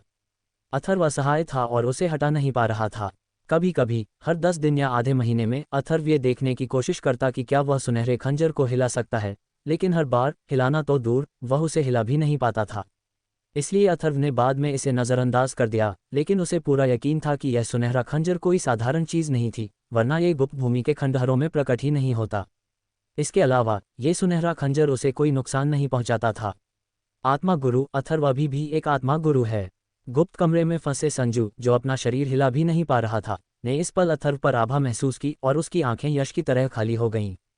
ये सब उसकी उम्मीद से परे था। अथर्व की आध्यात्मिक ऊर्जा को परिष्कृत करने की गति बहुत तेज थी और उसकी साधना का स्तर भी बहुत तेजी से बढ़ रहा था। प्रगति की यह गति अविश्वसनीय रूप से तेज थी, मुख्यतः इसलिए क्योंकि भस्म की गई आध्यात्मिक ऊर्जा थोड़ा परिष्कृत होने के बाद अथर्व की अपनी आध्यात्मिक ऊर्जा बन सकती थी। ये गति सचमुच भयावह थी। और तीसरे चरण के शिखर आत्मा सेनापति की आध्यात्मिक ऊर्जा अथर्व के लिए निश्चित रूप से एक बेहतरीन टॉनिक थी। इस भक्षण से अथर्व को भी बेहद सुकून मिला। दूसरे दिन शास्त्री परिवार में 2 बड़ी घटनाएं घटीं। पहली यह कि युवा गुरु अथर्व और युवा कुमारी देवांशी की सगाई हो गई। दोनों की सगाई की कोई रस्म नहीं हुई, बस शास्त्री परिवार के सबसे बड़े गुरु बलराज शास्त्री ने शास्त्री परिवार को इसकी घोषणा कर दी। और युवा स्वामी अथर्व और युवा कुमारी की सगाई की वजह से शास्त्री परिवार के नौकर एक बार फिर अकाउंटेंट के दफ्तर जाकर बोनस के तौर पर 1 साल की मजदूरी ले सकते थे, जिससे शास्त्री परिवार के सभी नौकर खुश हो गए। वे मन ही मन सोचते थे कि युवा स्वामी अथर्व ही उनके धन के देवता हैं। उनके लौटने के 2 महीने से भी कम समय में उन्हें बोनस के तौर पर 2 साल की मजदूरी मिल गई थी। कई नौकर भी ईर्ष्यालु थे। युवा स्वामी की दोनों मंगेतरें बेहद खूबसूरत थीं और किसी भी देश को तहस नहस कर सकती थीं। कई पत्नियां होने का ऐसा वरदान देखकर सभी पुरुष ईर्ष्यालु हो जाते थे। दूसरे मामले के लिए इसने शास्त्री परिवार के नौकरों को अकेले में लगातार गालियां देने के लिए मजबूर कर दिया, क्योंकि तीसरी मैडम के परिवार के 2 भतीजे जो कल रात आए थे गायब हो गए थे। इसलिए तीसरी मैडम ने सभी शास्त्री परिवार के नौकरों को सड़कों पर खोज करने के लिए भेज दिया। शास्त्री परिवार के मुख्य हॉल में शास्त्री परिवार के सभी लोग एकत्रित हुए, लेकिन किसी को नहीं पता था कि कल रात क्या हुआ था और उन्होंने कोई शोर भी नहीं सुना था। हालांकि आंगन में लड़ाई के निशान दिखाई दे रहे थे, जिससे दामिनी आग बबूला हो गई। उसने तुरंत अथर्व पर निशाना साधा, लेकिन अथर्व सुबह सुबह वहां नहीं थी, इसलिए वह लाचार थी। ऊपर से यू होंगलिंग की मौजूदगी में वह और कुछ करने की हिम्मत नहीं जुटा पाए। संजू और यश के अचानक गायब होने और संघर्ष के निशानों ने अनंत की रीढ़ में सिहरन पैदा कर दी। और जैसे ही शास्त्री परिवार गहन खोज कर रहा था, तीसरे दिन लकड़ी के शेड के गुप्त कमरे में अथर्व की आभा ने जगह भर दी और पूरा गुप्त कमरा एक घने, अदृश्य, पारदर्शी प्रकाश कवच में लिपटा हुआ था। अथर्व के मन में उसकी आध्यात्मिक ऊर्जा पूरी तरह से भरी हुई थी, फिर भी आध्यात्मिक ऊर्जा अभी भी तेजी से अंदर आ रही थी। आत्मा कोर तेजी से घूम रहा था और इस समय आत्मा कोर से जुड़ा सुनहरा खंजर भी बहुत तेजी से आत्मा शक्ति को अवशोषित कर रहा था। मेरे लिए संपीड़ित करो, अथर्व ने अपने हाथ की मुहर बदलते हुए मन ही मन चिल्लाया। विशाल आध्यात्मिक ऊर्जा तुरंत संपीड़ित होकर सीधे उसके मन के स्थान में प्रवेश कर गई। टकराना। जैसे ही मन के स्थान से एक धीमी सी आवाज आई, एक विशाल ऊर्जा ने उसे भर दिया। अथर्व का मन का स्थान अचानक संकुचित हो गया और इसी क्षण मन का स्थान 1 गुना फैल गया। फुश। इस क्षण अथर्व के चारों ओर आध्यात्मिक ऊर्जा का आभामंडल भी अचानक उमड़ पड़ा। इस गुप्त कक्ष के भीतर दुनिया की एक सर्वव्यापी ऊर्जा अथर्व के शरीर में प्रवेश कर गई। आध्यात्मिक जेड शैया पर इस समय एक मंद प्रकाश भी था जो अथर्व के शरीर में प्रवेश कर रहा था। इस समय अथर्व के मन को भी बहुत लाभ हुआ। उसकी आत्मिक शक्ति को एक पल में ही भरपूर पोषण मिला और साथ ही सुनहरे खंजर ने भी बहुत सारी आत्मिक शक्ति को निगल लिया और अवशोषित कर लिया। लंबे समय के बाद अथर्व की आभा अंततः शांत हो गई और इस समय अथर्व की आभा पहले से ही दूसरे चरण के आत्मा जनरल की थी। लेकिन इस समय शुद्धिकरण अभी भी जारी था। अथर्व ने अपनी आंखें भी नहीं खोलीं और शुद्धिकरण जारी रखा। इस समय झाओ किंघई से प्राप्त आध्यात्मिक ऊर्जा का आधा हिस्सा अभी तक शुद्ध नहीं हुआ था। समय बीतता रहा लेकिन इस समय संजू और भी ज्यादा हैरान होता जा रहा था। उसे कुछ ही दिनों में अथर्व की सफलता दिखाई दे रही थी। साधना की इतनी तेज गति बिल्कुल चौंकाने वाली थी। समय बीतने के साथ कई दिन बीत जाने के बाद भी संजू और यश का कोई पता नहीं चला। दामिनी टूटने के कगार पर थी। इन दोनों भतीजों को हमेशा पूरे परिवार का भविष्य उसके प्रतिहार परिवार की आशा माना जाता था। उनमें से प्रत्येक स्वर्ग के किसी प्रिय पुत्र के समान था और वे चंद्र रहस्यवादी संप्रदाय के प्रत्यक्ष अनुयायियों में पूर्ण शक्ति थे। ऐसे युवाओं का भविष्य कल्पनाशील था, लेकिन अब जब दोनों गायब हो गए थे और आंगन में लड़ाई के निशान भी थे तो दामिनी ने तुरंत सबसे खराब स्थिति के बारे में सोचा। अगर इन दोनों भतीजों के साथ वाकई कोई दुर्घटना हुई तो ये प्रतिहार परिवार के लिए बहुत बड़ा झटका होगा। जब वे उसके साथ थे तब उनके साथ कुछ हुआ था और समय आने पर वह परिवार को ये बात समझा नहीं पाएगी। दामिनी शास्त्री परिवार के पास गई, लेकिन बलराज शास्त्री भी असहाय था। झाओ किंघई और संजू की ताकत ऐसी थी जिसका सामना आम लोग नहीं कर सकते थे, खासकर जब वे दोनों साथ होते थे। पिछले कुछ दिनों से दामिनी को नींद नहीं आ रही थी। वह बेहद चिंतित थी, लेकिन उसके दिल में सबसे बड़ा शक अभी भी अथर्व को लेकर था। उसने अथर्व की ताकत के बारे में भी सुना था। अगर कोई उसके दोनों भतीजों से निपट सकता था तो वह सिर्फ अथर्व ही हो सकती थी। हालांकि वह ये भी नहीं समझ पा रही थी कि अगर उसके दोनों भतीजे हार भी गए तो वे बिना किसी आवाज़ के कैसे हार सकते हैं या मारे जा सकते हैं। इस समय दामिनी कोई भी निर्णय लेने से पहले केवल प्रतिहार परिवार के मजबूत व्यक्तियों के आने तक इंतजार कर सकती थी। लकड़ी के शेड के गुप्त कमरे में 5वें दिन अथर्व की लगातार मजबूत होती आभा अंततः धीरे धीरे कम होने लगी। फुश! अथर्व ने अपने शरीर से बासी हवा का एक घूंट बाहर निकाला, आंखें खोली और उसकी आंखों में तेज रोशनी चमक उठी। इस समय अपने शरीर में प्रचुर आध्यात्मिक ऊर्जा का अनुभव करते हुए उसने एक हल्की सी मुस्कान भी दिखाई। एक आत्मा गुरु के रूप में उसका साधना स्तर पहले चरण के आत्मा सेनापति से दूसरे चरण के आत्मा सेनापति के मध्य चरण तक पहुंच चुका था। इतना आगे बढ़ना काफी अच्छा था। बॉस, अथर्व को साधना बंद करते देख लिटिल ड्रैगन तुरंत रेंग कर आया। तुम्हारी साधना कैसी चल रही है? आलसी मत बनो, अथर्व ने छोटू से पूछा। मुझे जल्द ही सफलता मिल जाएगी। छोटू की छोटी छोटी आंखें चमक उठीं, जिससे एक मुस्कान झलक उठी। अथर्व ने स्पिरिट जेड बैट को वापस अपनी स्टोरेज रिंग में रखते हुए फायर ड्रैगन कॉल्ड्रॉन निकाला। अथर्व की नज़र फिर से संजू पर पड़ी और उसने धीरे से कहा, क्या तुम बहुत हैरान हो या बस चकित हो? जैसे ही उसकी आवाज़ धीमी हुई, अथर्व ने संजू के गले में सच्ची क्यूई की एक धारा प्रवाहित कर दी। संजू ने तुरंत जोर से खांसी, फिर अथर्व को भयभीत होकर घूरते हुए कहा, तुम अभी भी एक आत्मा साधक हो। क्या तुम आत्मा और मार्शल आर्ट के महान दोहरे साधक हो? क्या तुमने इसे नहीं देखा? अथर्व उदासीनता से मुस्कुराया। मुझे मत मारो, प्लीज मुझे जाने दो। मैं तुम्हें जो चाहो दे सकता हूँ, संजू ने डर से अथर्व को घूरते हुए विनती की। इस समय वह बस दया की भीख मांग सकता था। चिंता मत करो, मैं तुम्हें नहीं मारूंगा, अथर्व ने हल्के से मुस्कुराते हुए कहा। सचमुच? जब तक तुम मुझे नहीं मारोगे, मेरी भंडारण अंगूठी में मौजूद हर चीज, जिसमें मार्शल कौशल, सोने के सिक्के और गोलियां शामिल हैं, तुम्हारी हो सकती है। अगर यह पर्याप्त नहीं है तो मैं वापस जाऊंगा और तुम्हारे लिए और लाऊंगा, संजू ने जल्दी से कहा। उसकी आंखें जीवित रहने की इच्छा से भरने लगीं। हाँ, अथर्व ने हंसते हुए कहा, मैं वादा करता हूं कि मैं तुम्हें नहीं मारूंगा। जैसे ही उसकी आवाज़ धीमी हुई, अथर्व ने संजू पर ध्यान देना बंद कर दिया। अपनी मुहरें बदलकर वह अग्नि ड्रैगन कड़ाही के सामने पालती मारकर बैठ गया और फिर अपने शरीर से कई सामग्रियां निकालीं। ये सामग्रियां एक कठपुतली को निखारने के लिए जरूरी थीं। इस समय अथर्व की योजना संजू को एक जीवित कठपुतली में निखारने की थी। सच्ची क्यूई के संदर्भ में अथर्व कुछ दिन पहले ही तीसरे स्तर के मार्शल जनरल के शिखर तक पहुंचा था, इसलिए इस समय उसे निगलना उसके लिए उपयुक्त नहीं था। इसलिए उसने उसे एक कठपुतली में परिष्कृत करने का निर्णय लिया। बाद में प्रतिहार परिवार के सदस्यों से निपटने के लिए संजू का इस्तेमाल करने के बारे में सोचते हुए अथर्व के मुंह के कोने पर फिर से ठंडक का भाव आ गया। उस दृश्य ने शायद प्रतिहार परिवार के सदस्यों के चेहरों को काफी दिलचस्प बना दिया होगा। अग्नि ड्रैगन कढ़ाई में आध्यात्मिक ऊर्जा का संचार हुआ और एक प्रचंड ज्वाला दहाड़ने लगी। तुरंत अथर्व ने अग्नि ड्रैगन कढ़ाई में बहुत सारी सामग्रियां डाल दीं। आग की लपटों में लिपटे हुए वे धीरे धीरे परिष्कृत होने लगे। इस तरह के शोधन के लिए बहुत ज्यादा तकनीकी कौशल की जरूरत नहीं थी। अथर्व पहले से ही इससे अच्छी तरह वाकिफ था और उसने आसानी से शोधन प्रक्रिया शुरू कर दी। अब जबकि वह दूसरे स्तर के स्पिरिट जनरल के स्तर तक पहुंच चुका था, अथर्व को सभी सहायक सामग्रियों को पूरी तरह से परिष्कृत करने में बस एक दिन लगा। अग्नि ड्रैगन कड़ाही के अंदर अब शुद्ध घोल के ढेर लावा की तरह मंथन कर रहे थे। फायर ड्रैगन कॉल्ड्रॉन के अंदर समाधान को महसूस करते हुए अथर्व ने थोड़ा मुस्कुराया, अपने हाथ की मुहरें वापस ले ली और संजू की ओर अपनी निगाहें घुमाते हुए कहा, अब तुम्हारी बारी है। तुम क्या करना चाहते हो? तुमने तो कहा था कि तुम मुझे नहीं मारोगे। संजू को मानो कोई पूर्वाभास हो गया था। अग्नि ड्रैगन कड़ाही के अंदर की तपती गर्मी को महसूस करते हुए उसका पूरा शरीर कांपने लगा। उसकी आंखों में डर चरम पर पहुंच गया था। अगर उस पर इस समय लगाम न लगाई गई होती तो शायद वह कब का जमीन पर गिर पड़ा होता। मैं वास्तव में तुम्हें नहीं मारूंगा, मैं तुम्हें सिर्फ मजबूत बना रहा हूं। अथर्व ने हल्के से मुस्कुराया, उसकी मुस्कान मनोरंजन से भरी थी जिसने संजू की रीढ़ में सिहरन पैदा कर दी। और इस समय अथर्व वास्तव में संजू को नहीं मारेगा। अगर किसी कठपुतली को परिष्कृत करने के लिए किसी जीवित व्यक्ति का इस्तेमाल किया जाए तो परिणामी कठपुतली की शक्ति और भी बढ़ जाएगी।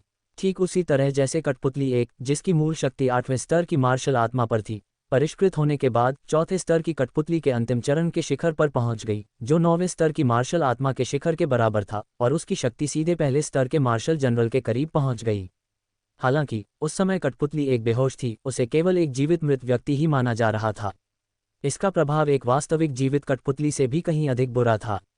इस समय अथर्व ने एक सच्चे जीवित कठपुतली को परिष्कृत करने का निश्चय किया। दूसरे स्तर के मार्शल जनरल के रूप में संजू की शक्ति भी दूसरे स्तर के मार्शल जनरल के चरम पर होनी चाहिए। अथर्व ने अनुमान लगाया कि कठपुतली के रूप में परिष्कृत होने के बाद उसकी शक्ति संभवतः 5वें स्तर के मध्य चरण के किनारे तक पहुंच जाएगी, जो कि 4थे स्तर के मार्शल जनरल की शक्ति का स्तर है। कठपुतली की अंतर्निहित शक्ति के साथ ये 5वें स्तर के मार्शल जनरल से मुकाबला करने में सक्षम होने के बराबर होगी। 5वें स्तर के मार्शल जनरल के साधना स्तर के बराबर की कठपुतली निश्चित रूप से कमजोर नहीं होगी। इस समय अथर्व को अपने घटिया मालिक पवित्र हस्त आत्मा पूज्य का आतंक बढ़ता जा रहा था। कोई आश्चर्य नहीं कि अंकल नील ने भी पवित्र हस्त आत्मा पूज्य को बहुत पहले से ही एक महान प्रतिष्ठा वाले महाशक्तिशाली के रूप में सराहा था। स्वर्गीय आत्मा अभिलेख में दर्ज हर चीज आकर्षक और भयावह दोनों थी। तुम क्या कर रहे हो? प्लीज मुझे जाने दो। संजू की आंखें डर से कांप उठीं। उसे अथर्व की क्रूरता का अंदाजा उसकी हंसी भरी निगाहों से लग रहा था। तुम्हें एक पल में पता चल जाएगा। अथर्व ने उदासीनता से मुस्कुराते हुए अपनी मुहरें बदलीं। प्रकाश की एक किरण संयमित और स्थिर संजू के चारों ओर लिपटी और उसे सीधे अग्नि ड्रैगन कड़ाही में फेंक दिया। Sizzle sizzle. जैसे ही संजू का शरीर अग्नि ड्रैगन कड़ाही में गया, उसके कपड़े तुरंत राख में बदल गए। उसी क्षण चिलचिलाती लपटों में उसकी त्वचा की सतह से भी सिसकती हुई आवाजें आने लगीं। रक्त की धाराएं लगातार बह रही थीं और अंततः उच्च तापमान के कारण सफेद धुंध में बदल गईं, जो अग्नि ड्रैगन कड़ाही के ऊपर फैल गई। आह! संजू के मुंह से तुरंत एक चीख निकली। ये चीख किसी भूत के विलाप जैसी तीखी थी। हालांकि चीख बस एक पल के लिए ही रही। संजू का मुंह खुला और लपटें सीधे उसके मुंह में घुस गईं, जिससे वह तुरंत कोई आवाज नहीं निकाल सका। वह आवाज तो नहीं निकाल पा रहा था, लेकिन दर्द अभी भी था। यह मौत से भी बदतर था। संजू को आखिरकार समझ आ गया कि अथर्व क्या करने वाला है। दूसरी पार्टी असल में उसे जिंदा रहते हुए ही कठपुतली बनाने वाली थी। इस समय संजू गहरे अफसोस से भर गया। उसे इस बात का अफसोस था कि उसने इस प्रतिद्वंद्वी को क्यों उकसाया, और उसे इस बात का भी अफसोस था कि जब दूसरे पक्ष की ताकत अभी भी कमजोर थी तो उसने उसे किसी भी कीमत पर क्यों नहीं मारा। लेकिन उसने ऐसा नहीं किया, जिसके कारण उसकी यह वर्तमान स्थिति हो गई। इस तीव्र पीड़ा में संजू के हृदय में घृणा भी व्याप्त हो गई। इस समय उसका पूरा शरीर जकड़ा हुआ था और उसमें आत्महत्या करने की भी क्षमता नहीं थी। वह केवल इस भयानक पीड़ा को सहन कर सकता था, अपने मांस और हड्डियों को अलग होते हुए महसूस कर सकता था। सब कुछ देखना भयावह था। उसके बाल, त्वचा और मुंह पिघल रहे थे और उसका खून आग की लपटों में फुफकार कर वाष्पित हो रहा था।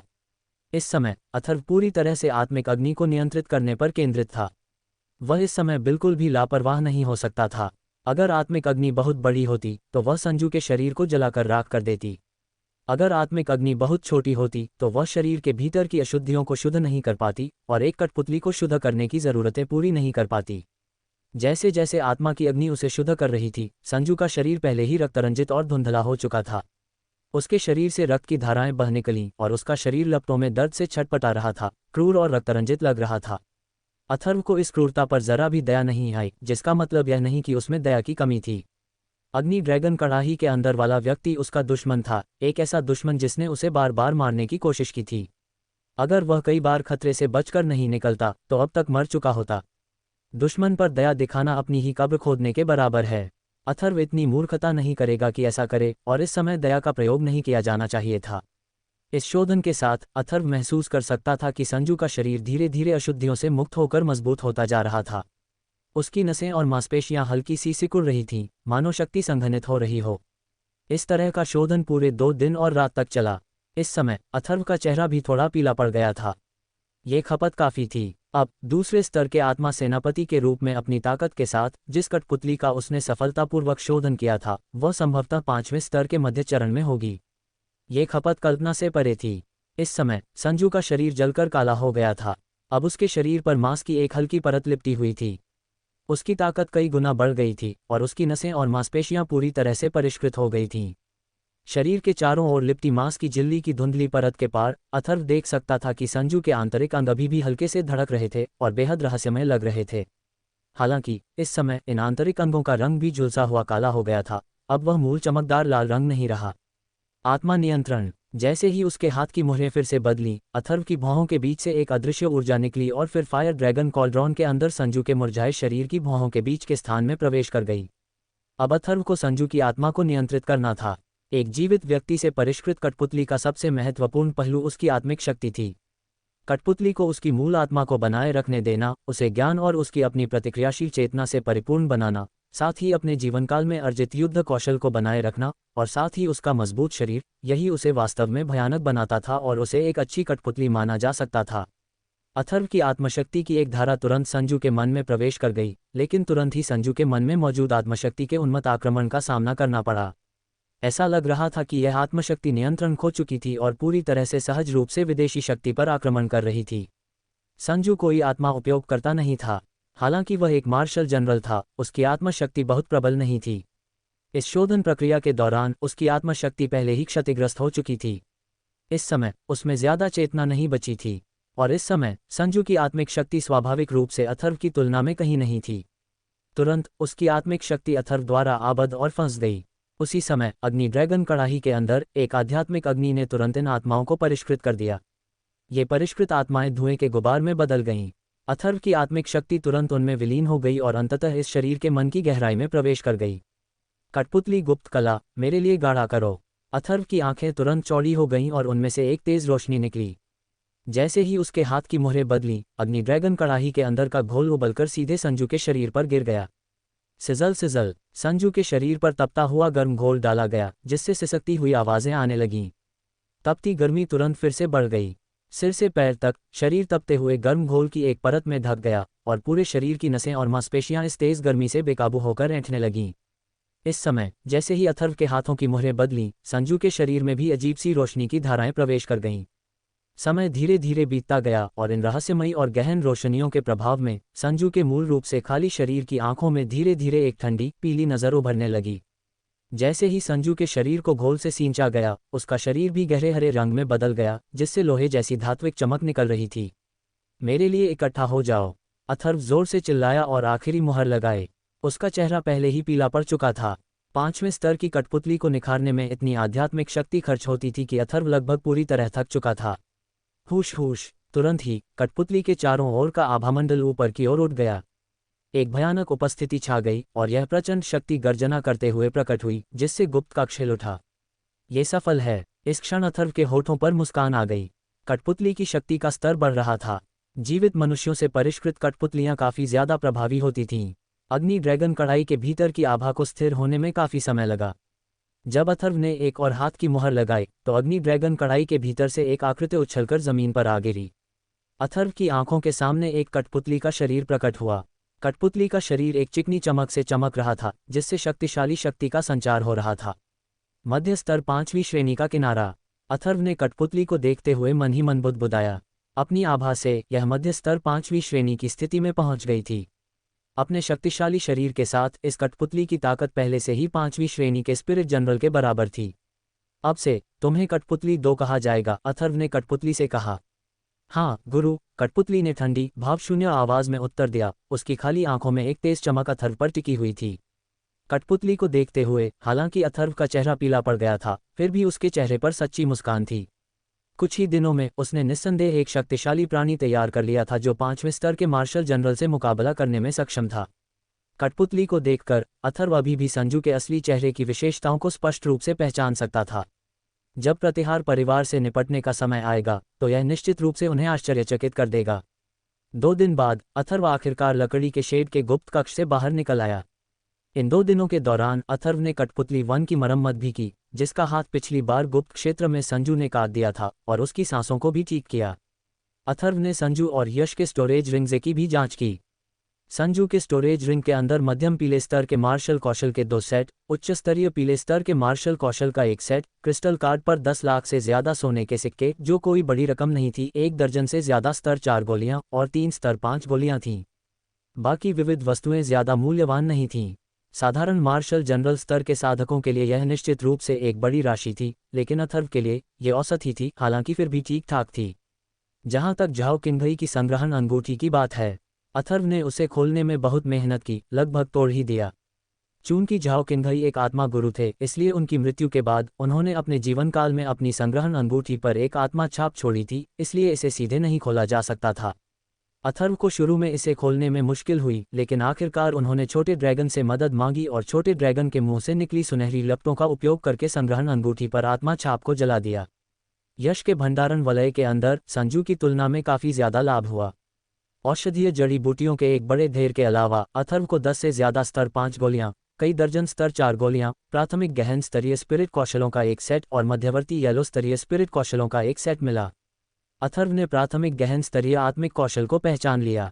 ये वही था जो झाओ किन्घई ने 3 संप्रदायों की 4 द्वार सभा के पहले दौर में जीता था, और शायद उसे अभी तक इसे विकसित करने का समय नहीं मिला था।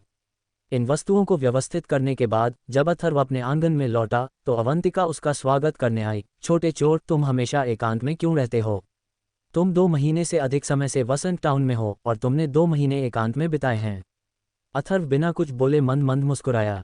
इन 2 महीनों में उसने काफी कुछ हासिल कर लिया था और उसकी ताकत में भी काफी इजाफा हुआ था। अपनी माँ हेमलता को देखने के बाद अथर्व को स्वाभाविक रूप से कुछ परेशान करने वाले शब्द मिले, लेकिन परेशान करने वाले शब्दों को सुनकर उसने अपने दिल में एक गर्माहट महसूस की। जैसे जैसे रात हुई, अथर्व और अवंतिका, जो महीनों तक बिना खाए रह सकते थे, ने अपनी माँ के अनुरोध पर फिर भी काफी कुछ खा लिया। और जब दोनों अपने कमरे में लौटे तो एक हल्की सी खुशबू हवा में फैल गई और वसंत का दृश्य मनमोहक था। कमरे के अंदर शरीर एक दूसरे से लिपटे हुए थे, मनमोहक मुद्राएं दिखा रहे थे। दोनों एक पल के लिए नग्न लिपटे रहने के बाद शक्तिशाली अजगर ने अपना सिर उठाया और कोमल आड़ू के फूलों वाले प्रवेश द्वार पर दबाव डाला। अथर्व ने फिर अपनी कमर कसी और अकेला अजगर तुरंत अंदर आ गया। कमरे के अंदर युवक युवती जोश से भरे प्रेमालाप में मग्न थे, एक दूसरे से लिपटे हुए, जी भरकर आनंद ले रहे थे और कई बार चरमोत्कर्ष पर पहुंचे। बादलों के छटने और बारिश रुकने में काफी देर लग गई। अगले दिन अथर्व शास्त्री परिवार के पीछे वाले पहाड़ पर गया। अवंतिका, देवांशी, लिटिल ड्रैगन, मधुरिमा और सारांश भी पीछे वाले पहाड़ पर दिखाई दिए। राक्षसी स्केल रॉक, रक्तजैद राक्षसी बाघ, आकाशपंख वाला हिमसिंह तथा अन्य राक्षसी जानवर भी पीछे पहाड़ की ओर चले गए। एक पहाड़ी पर अथर्व ने अपने हाथ में रक्तवध का यंत्र लिया हुआ था। उसकी आभा ने देवांशी और अवंतिका दोनों को आश्चर्यचकित कर दिया। जब दोनों महिलाओं ने पहली बार रक्तवध को देखा तो वे चौंक गईं। धीरे धीरे फैलती जानलेवा आभा ने उनकी सांसें कुछ पल के लिए रोक दीं। अथर्व के हाथ में ब्लेड की रोशनी की धारियां हवा में चीर रही थीं। इस समय अथर्व अंकल नील द्वारा दिए गए गहन स्तरीय पृथ्वी गुण दाव विधि युद्ध कौशल 9 स्काई रिप्स का अभ्यास कर रहा था। मध्यम गहन स्तरीय युद्ध कौशल का अभ्यास करना कल्पना से परे था, और जैड स्लिप से अथर्व को 9 आकाशीय चीरों की साधना के बारे में जानकारी मिली और वह इसके लिए बेहद उत्सुक था। अंकल नील सही थे, ये 9 आकाशीय चीर असाधारण था। सफल साधना के बाद प्रत्येक प्रहार अंतरिक्ष को चीरने के लिए पर्याप्त होगा। यदि इसे लगातार 9 प्रहारों के स्तर तक साधना की जाए तो इसकी शक्ति सीधे उच्च स्तरीय गहन स्तरीय मार्शल कौशल से टक्कर लेगी। हर प्रहार के साथ उसके शरीर में सच्ची ची उमड़ पड़ी। इस साधना की शक्ति को बिल्कुल भी कम नहीं आंका जा सकता था। कभी कभी अंतरिक्ष में ध्वनि के धमाके गूंज उठते थे। 9 आकाशीय रिप्स की साधना के अलावा अथर्व ने मध्यवर्ती गहन स्तर के मार्शल कौशल के 2 अन्य सेट और निम्न स्तर के गहन स्तर के मार्शल कौशल का एक सेट भी विकसित किया। मार्शल कौशल के ये 3 सेट थे: 3000 बहते बादल हाथ, धधकती ज्वाला मुट्ठी और पृथ्वी की दहाड़। पृथ्वी की दहाड़ एक प्राथमिक गहन स्तरीय मार्शल कौशल थी जो अथर्व ने 3 संप्रदायों की 4 द्वार सभा के दौरान जीता पहला प्राथमिक गहन स्तरीय मार्शल कौशल था। स्वर्गीय तलवार संप्रदाय के लाल वस्त्रधारी बुजुर्ग के अनुसार यह असंख्य पशु संप्रदाय का एक मार्शल कौशल था। इसकी साधना के बाद ही अथर्व को पता चला कि पृथ्वी की दहाड़ भी अत्यंत शक्तिशाली थी, जिसमें अविश्वसनीय रूप से प्रबल आक्रमण शक्ति थी, ठीक उसी प्रकार का मार्शल कौशल जो उसे पसंद था। सफल साधना के बाद इसमें पहाड़ों को चीरने की शक्ति थी। जहां तक 3000 प्रवाहित मेघ हाथ और धधकती ज्वालामुखी का प्रश्न है, मध्यवर्ती गहन स्तर के मार्शल कौशल के ये 2 सेट आदित्य नारायण द्वारा दिए गए थे। जेड स्लिप पर साधना संबंधी जानकारी से अथर्व को पता चला कि धधकती ज्वालामुखी भी अग्नि विशेषता मार्शल कौशल के बीच एक अपेक्षाकृत दबंग प्रकार थी, जो अपने भयंकर हमलों के लिए जानी जाती थी। जहां तक 3000 प्रवाहित मेघ हाथों का प्रश्न है, यह एक वायु गुण वाला युद्ध कौशल था जिसे चंद्र रहस्यवादी संप्रदाय द्वारा अत्यधिक महत्व दिया जाता था और जो अपनी अप्रत्याशित गति, विचित्रता और भूतियापन के लिए जाना जाता था। हालांकि यह मध्यम गहन स्तर का था, सफल साधना और चंद्र रहस्यवादी संप्रदाय के प्रवाहित प्रकाश छाया चरणों के साथ संयुक्त होने पर इसकी शक्ति एक उच्च स्तरीय गहन स्तरीय युद्ध कौशल के बराबर थी। एक साथ 3 मध्यवर्ती गहन स्तरीय युद्ध कौशल और एक प्राथमिक गहन स्तरीय युद्ध कौशल का अभ्यास करना शायद केवल अथर्व ही ऐसा करने का साहस कर सकता था। अगर कोई और होता तो वह केवल अचंभित रह जाता। एक साधारण तृतीय स्तरीय मार्शल जनरल के लिए तो प्राथमिक गहन स्तरीय युद्ध कौशल का एक सेट भी अभ्यास करना मुश्किल होता। अथर्व जब जी जान से साधना कर रहा था, सारांश भी खाली नहीं बैठा था। वह भी लगन से युद्ध कौशल का अभ्यास कर रहा था। अथर्व ने उसे उच्च स्तरीय पीले स्तर के अग्नि गुण वाले युद्ध कौशल के 2 सेट और प्राथमिक गहन स्तर के अग्नि गुण वाले युद्ध कौशल का एक सेट दिया था।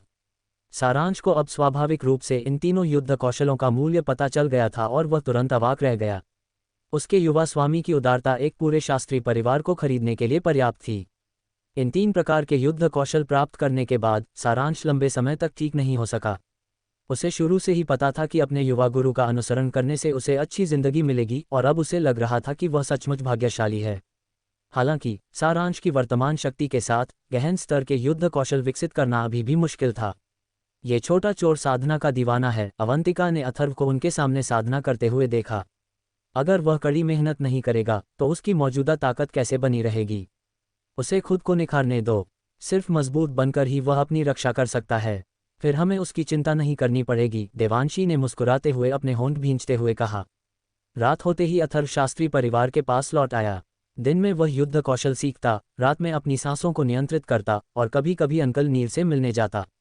इसी तरह पलक झपकते ही 5 दिन बीत गए। जैसे जैसे समय बीतता गया, अथर्व को भी शास्त्री परिवार में आने वाले तूफान का आभास होने लगा। आमतौर पर शांत रहने वाला शास्त्री परिवार हाल ही में अजीब तरह से शांत हो गया था, जो अक्सर तूफान का पूर्वाभास होता था। और यह आभा शास्त्री परिवार के नौकरों और साधारण सदस्यों के लिए पता लगाने योग्य नहीं थी। इस आभा को महसूस करते हुए अथर्व को थोड़ी उत्सुकता हुई। वह सोच रहा था कि शास्त्री परिवार के पास आखिर कौन कौन से खजाने होंगे। समय आने पर उसे इसमें शामिल होना ही होगा। खजाने के मामले में स्वाभाविक रूप से उसे छोड़ा नहीं जा सकता था। इस तूफान के आगमन का स्वागत करने के लिए अथर्व हर दिन खुद को अपनी इष्टतम स्थिति में ढाल लेता था। जब भी ऐसा होता, वह एक एक कदम आगे बढ़ाता। प्रतिहार परिवार के लोग शायद जल्द ही आने वाले थे, और इन 5 दिनों में एक बात ने अथर्व को खुश कर दिया। ब्लड जेड डेमोनिक टाइगर ने 4 दिन पहले ही आगे बढ़ने की तैयारी शुरू कर दी थी। अनुमान लगाया जा रहा था कि वह जल्द ही सफलतापूर्वक आगे बढ़ जाएगा। ब्लड जेड डेमोनिक टाइगर मूल रूप से 5वें स्तर के शुरुआती शक्ति स्तर पर था। इसके बाद ये 5वें स्तर के मध्य स्तर पर पहुंच गया।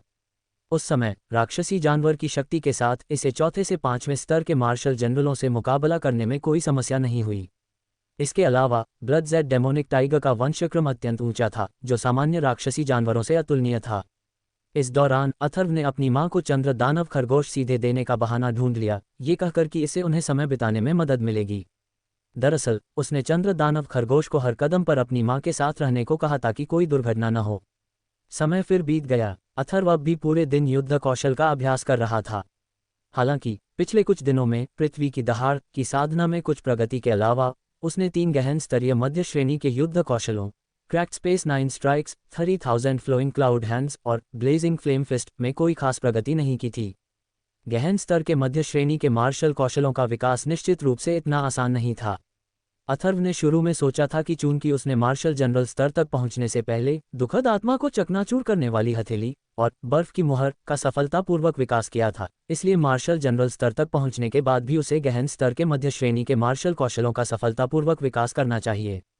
लेकिन उन्हें साधने के बाद अथर्व को एहसास हुआ कि गहन स्तर के मध्य श्रेणी के मार्शल कौशल और गहन स्तर के निम्न श्रेणी के मार्शल कौशल पूरी तरह से अलग अलग अवधारणाएं हैं। कठिनाई का अंतर बहुत बड़ा था। उसने अनुमान लगाया कि इन तीनों गहन स्तर के मध्य श्रेणी के मार्शल कौशलों को सफलतापूर्वक साधने के लिए उसे बहुत समय लगाना होगा और बहुत कष्ट सहना होगा। अथर्व को किसी भी कठिनाई को सहने की जरा भी परवाह नहीं थी। वह पहले ही काफ़ी कुछ सह चुका था। उसे यकीन नहीं था कि अपनी वर्तमान शक्ति के साथ वह गहन स्तर के मध्य श्रेणी के युद्ध कौशल विकसित नहीं कर सकता। गर्जन। 7वें दिन शास्त्री परिवार के पीछे दूर पर्वत श्रृंखला से एक विशाल बाघ की दहाड़ आकाश में गूंज उठी।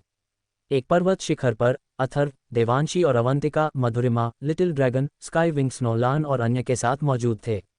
इस समय घाटी के समतल क्षेत्र में रक्तमय जैद दानव बाघ 4 से 500 मीटर के विशालकाय शरीर में बदल गया था। एक प्रचंड आभा उमड़ी और नीचे दबाव पड़ा। आकाश पंख वाले हिमसिंह की तरह इस आभा में किसी पशुराज की उपस्थिति का आभास था, जिसने देवांशी, अथर्व और अवंतिका को बहुत आश्चर्यचकित कर दिया। देवांशी का चेहरा सदमे से भर गया जब उसने पीछे पहाड़ पर रक्तमय जैद दानव बाघ और 2 सिर वाले जल अग्नि दानव बार ड्रैगन को देखा था, तो उन्होंने अपने शरीर सिकोड़ लिए थे और अपनी आभा को पूरी तरह से नियंत्रित कर लिया था। अपनी ताकत के कारण वह उस समय कुछ नहीं बता सकी। अब रक्तमय जैद दानव बाघ को देखकर उसके आश्चर्य की सीमा कल्पना से परे थी। हे भगवान! सारांश भी इस पल हक्का बक्का रह गया।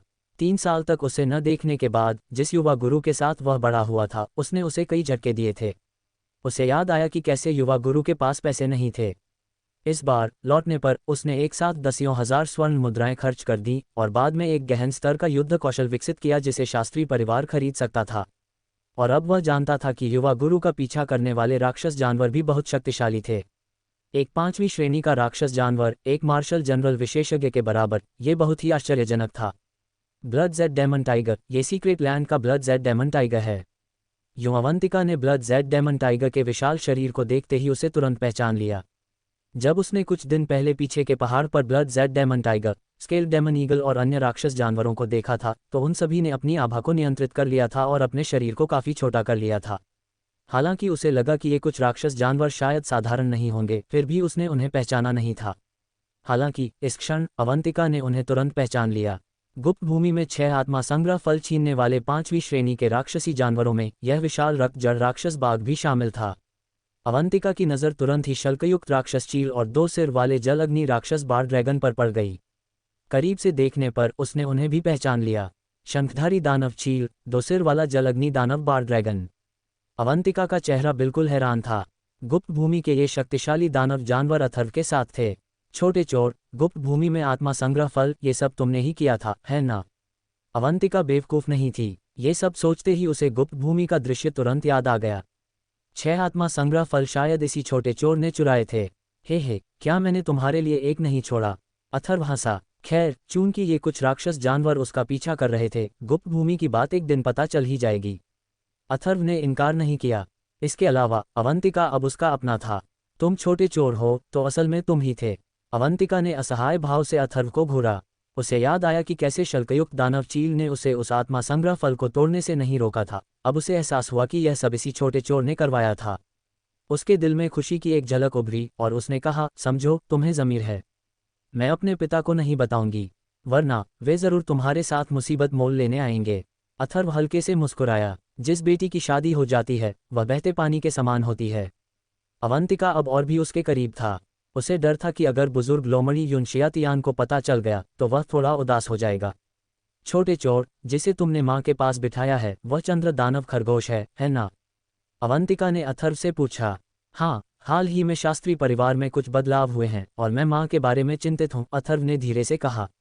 गर्जन। रक्तमय जैद दानव बाघ के मुंह से एक जोरदार दहाड़ निकली। इसी क्षण रक्तमय जैद दानव बाघ की विशाल आंखें खुल गईं, उसकी आभा उमड़ पड़ी और उसके पूरे शरीर से एक प्रचंड ऊर्जा फूट पड़ी। जैसे ही यह गर्जना फैली, भारी दबाव फिर से बढ़ गया। आसपास के पहाड़ों में जंगली जानवर तुरंत चौंक कर पीछे हट गए और पक्षी अपने पंख फड़फड़ाते हुए घबराकर भाग गए। एक पल में ब्लड जेड डेमन टाइगर का विशाल शरीर तेजी से फैल गया।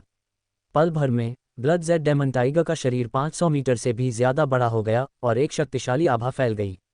क्या शक्तिशाली आभा है, मुझे डर है कि यह 5वें स्तर के मार्शल जनरल से भी मुकाबला कर सकती है। ब्लड जेड डेमन टाइगर को देखकर अथर्व ने आह भरी।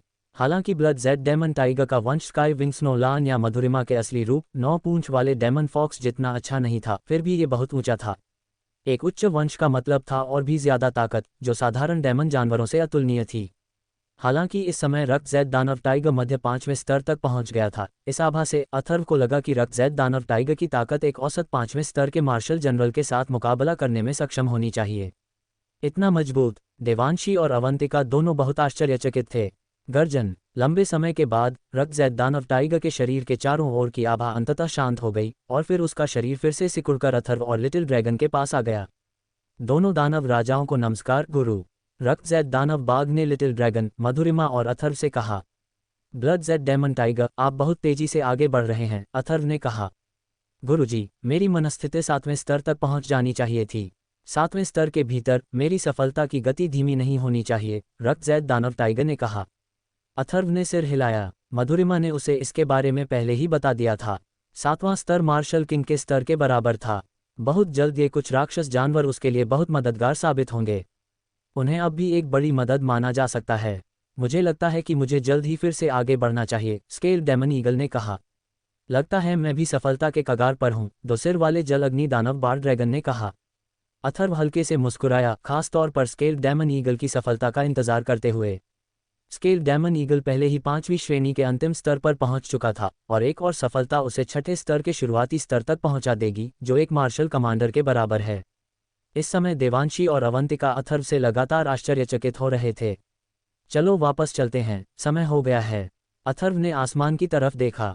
ब्लड जेड डेमन टाइगर के आगे बढ़ने के साथ ही शाम हो चुकी थी।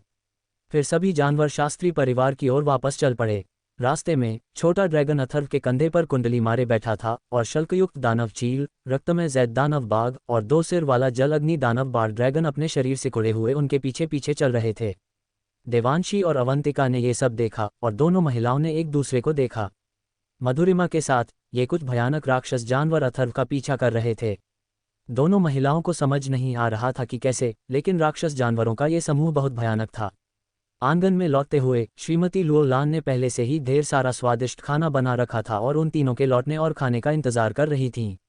इस दौरान अपने बेटे और बहू के साथ श्रीमती लुओलान हर दिन मुस्कुराती थीं और उनका दिल पूरी तरह से खुश था। अपने बेटे के साथ अब उन्हें चिंता करने की जरूरत नहीं थी। रात में अथर्व और अवंतिका दोनों पालथी मारकर साधना कर रहे थे। अथर्व के मन में ये भी सवाल उठ रहा था कि क्या प्रतिहार परिवार के लोग जल्द ही शास्त्री परिवार के पास पहुंचेंगे। एक हल्की पीली चमक से घिरे अथर्व ने साधना की अवस्था में प्रवेश किया। समय धीरे धीरे बीतता गया। देर से बसंत धीरे धीरे बीत रहा था और गर्मियों की शुरुआत हो गई थी, जो देर से बसंत से अलग ही खूबसूरती लिए हुए थी। धरती पर आसपास की हरी भरी हरियाली के बीच कई गुमनाम पौधे लगे हुए थे। सुबह सुबह किंग्यून कस्बा एक हल्की धुंध में लिपटा हुआ था। सूरज अभी तक नहीं निकला था और अंतरिक्ष में बह रही गर्म हवा एक नम ठंडक लेकर आ रही थी। किंग्यून कस्बों के बाहर आसपास के पहाड़ों की घनी हरी पत्तियां एक दूसरे पर चढ़ी हुई थीं, हवा में लहरा रही थीं, जिससे हरियाली का एक नज़ारा बन रहा था। जब सूरज की रोशनी शाखाओं और पत्तों की घनी परतों से छनकर जमीन पर आती तो सिक्के के आकार के प्रकाश के धब्बे दिखाई देते। पहाड़ों में पेड़ों से सूरज की रोशनी में हरी रोशनी की एक परत फैलती और पूरे वसंत कस्बे में कोहरे जैसी, लेकिन धुंध नहीं, सफ़ेद धुंध की एक परत हवा में तैरती और ठंडी हवा जमीन पर गूंजती। वाह! अथर्व ने अपने शरीर से एक गंदी सांस छोड़ी। उसकी हाल की साधना ने पिछले कुछ दिनों में उसके द्वारा की गई साधना को फिर से दृढ़ कर दिया था। उसकी सच्ची ची और आत्मिक ऊर्जा दोनों पहले से कहीं अधिक सघन हो गई थीं। अपने शरीर में सच्ची ची और आत्मिक ऊर्जा का अनुभव करते हुए अथर्व के चेहरे पर एक हल्की सी मुस्कान आ गई। अगर कोई उपयुक्त अवसर मिले तो वह अगली सफलता के लिए तैयारी करने हेतु सच्ची ची और आत्मिक ऊर्जा को फिर से अवशोषित कर सकता था। किंग्यून नगर अभी भी सुबह की शांति में डूबा हुआ था, लेकिन इसी समय किंग्यून नगर के बाहर कई विशाल राक्षस अपने पंख फड़फड़ाते हुए सीटी बजाते हुए हवा का प्रवाह लेकर उड़ते हुए अंदर आ गए। इस शांत सुबह में हवा के बहाव की आवाज़ और भी ज्यादा महसूस हो रही थी, मानो कोई तेज हवा सीटी बजा रही हो। वसंत कस्बे में कई लोग तुरंत सड़कों पर निकल आए और ऊपर देखने लगे। सबके सामने कुल 7 विशालकाय राक्षस दिखाई दिए। सबसे आगे वाला सबसे बड़ा था, उसके बाद 2 थोड़े छोटे और आखिरी 4 उससे भी छोटे थे। आभा की दृष्टि से पहला जानवर सबसे शक्तिशाली था, जिसके पंख फड़फड़ा कर तुरंत स्थानिक वायु प्रवाह फैला देते थे। अगले 2 जानवर थोड़े कमजोर थे। इन 7 विशाल जानवरों की पीठ पर पहले जानवर ने 5 आकृतियां लाद रखी थीं। उसके पीछे के 2 जानवरों ने 20-20 आकृतियां लाद रखी थीं, और आखिरी 4 जानवरों ने भी लगभग 20-20 लोगों को अपनी पीठ पर बिठा रखा था। हे भगवान, ये 5वीं श्रेणी के राक्षसी जानवर हैं, और 2 चौथे दर्जे के और 4 तीसरे दर्जे के राक्षसी जानवर। ये लोग कौन हैं? वे हमारे वसंत कस्बे की ओर आ रहे हैं। वसंत कस्बे में अच्छी दृष्टि वाले कुछ लोग थे जो राक्षसी जानवरों की पंक्तियों को उनके द्वारा उत्सर्जित आभा से तुरंत भांप लेते थे। 7 जानवर हवा में उड़ गए। सबसे आगे वाले विशाल जानवर की पीठ पर 5 आकृतियां आगे की ओर देख रही थीं। इन 5 में बीच में पीले वस्त्र पहने बूढ़े व्यक्ति की आभा सबसे शक्तिशाली थी। हम शास्त्री परिवार के पास पहुंच ही गए हैं, 5 में से बाईं ओर खड़े एक व्यक्ति ने कहा। वह दुबला पतला लेकिन हट्टा कट्टा था, उसकी आंखों में तेज रोशनी चमक रही थी। इस बार चलो सीधे शास्त्री परिवार से उस खजाने के बारे में पूछते हैं। घुमा फिरा कर बात करने की कोई ज़रूरत नहीं है। असल में हमें ये 20 साल पहले ही कर लेना चाहिए था, भूरे रंग के कपड़े पहने एक अधेड़ उम्र के आदमी ने कहा। शास्त्री परिवार को कम मत आंको। अगर वह खजाना सचमुच शास्त्री परिवार के पास है तो शास्त्री परिवार की ताकत इतनी नहीं होनी चाहिए। तुम्हारे पिता ने तुम्हें शास्त्री परिवार के उस बूढ़े पर ध्यान देने के लिए नहीं कहा होगा, बीच में पीले वस्त्र पहने बूढ़े व्यक्ति ने कहा। तीसरे अंकल, क्या शास्त्री परिवार के उस बूढ़े आदमी के बारे में अफवाह नहीं है कि उसके पास केवल एक मार्शल जनरल जितनी ताकत है? 9वें चरण का मार्शल जनरल भी आपका प्रतिद्वंद्वी नहीं होगा, है ना? दाईं ओर पहले मध्यम आयु वर्ग के व्यक्ति ने कहा। मार्शल जनरल, आप शास्त्री परिवार को बहुत कम आंकते हैं। अगर शास्त्री परिवार के उस बूढ़े व्यक्ति के पास वास्तव में मार्शल जनरल का साधना स्तर होता तो मेरा प्रतिहार परिवार 20 साल पहले ही शास्त्री परिवार का खजाना सीधे ले सकता था, पीले वस्त्रधारी बूढ़े व्यक्ति ने कहा। तीसरे अंकल, क्या आप ये कह रहे हैं कि शास्त्री परिवार का वह बूढ़ा आदमी भी मार्शल कमांडर स्तर तक पहुंच गया है? मजबूत आदमी ने पूछा। मुझे इस बारे में कुछ नहीं पता। शास्त्री परिवार जितना दिखता है उससे कहीं ज्यादा जटिल है। वह बूढ़ा शायद कुछ छिपा रहा है, पीले वस्त्र पहने बूढ़े ने कहा। चाहे कुछ भी हो, इस बार हमें शास्त्री परिवार का खजाना हासिल करना ही होगा। अगर शास्त्री परिवार इसे खुद सौंप देता है तो ठीक है, वरना हम शास्त्री परिवार को तहस नहस कर देंगे, भूरे वस्त्रधारी आदमी ने ठंडे स्वर में कहा। वसंत कस्बे में आकाशीय खजाने के द्वार के भीतर एक व्यक्ति आकाश की ओर देख रहा था। उसकी आंखों में एक चमक सी चमक रही थी। वह बुदबुदाया। प्रतिहार परिवार आखिरकार खुद को रोक नहीं सका। इस समय यदि अथर्व यहाँ होते तो वह निश्चित रूप से इस व्यक्ति को स्काई ट्रेजर गेट से मार्शल अफेयर्स डीकन के रूप में पहचान लेते। शास्त्री परिवार की हवेली के पीछे आंगन में बुजुर्ग अंकल नील की आंखों में अचानक एक हल्की सी रोशनी चमकी जो तुरंत गायब हो गई। उन्होंने हल्के से सिर हिलाया और कहा, मैं 30 साल से यहाँ से नहीं हिला हूँ। लगता है अब शास्त्री परिवार का यहाँ रहना आसान नहीं होगा। शास्त्री परिवार के आंगन में अथर्व और अवंतिका अपनी माँ के हाथ का बना नाश्ता खा रहे थे। अचानक मधुरिमा की आवाज़ उनके कानों में पड़ी, काफ़ी लोग आ गए हैं।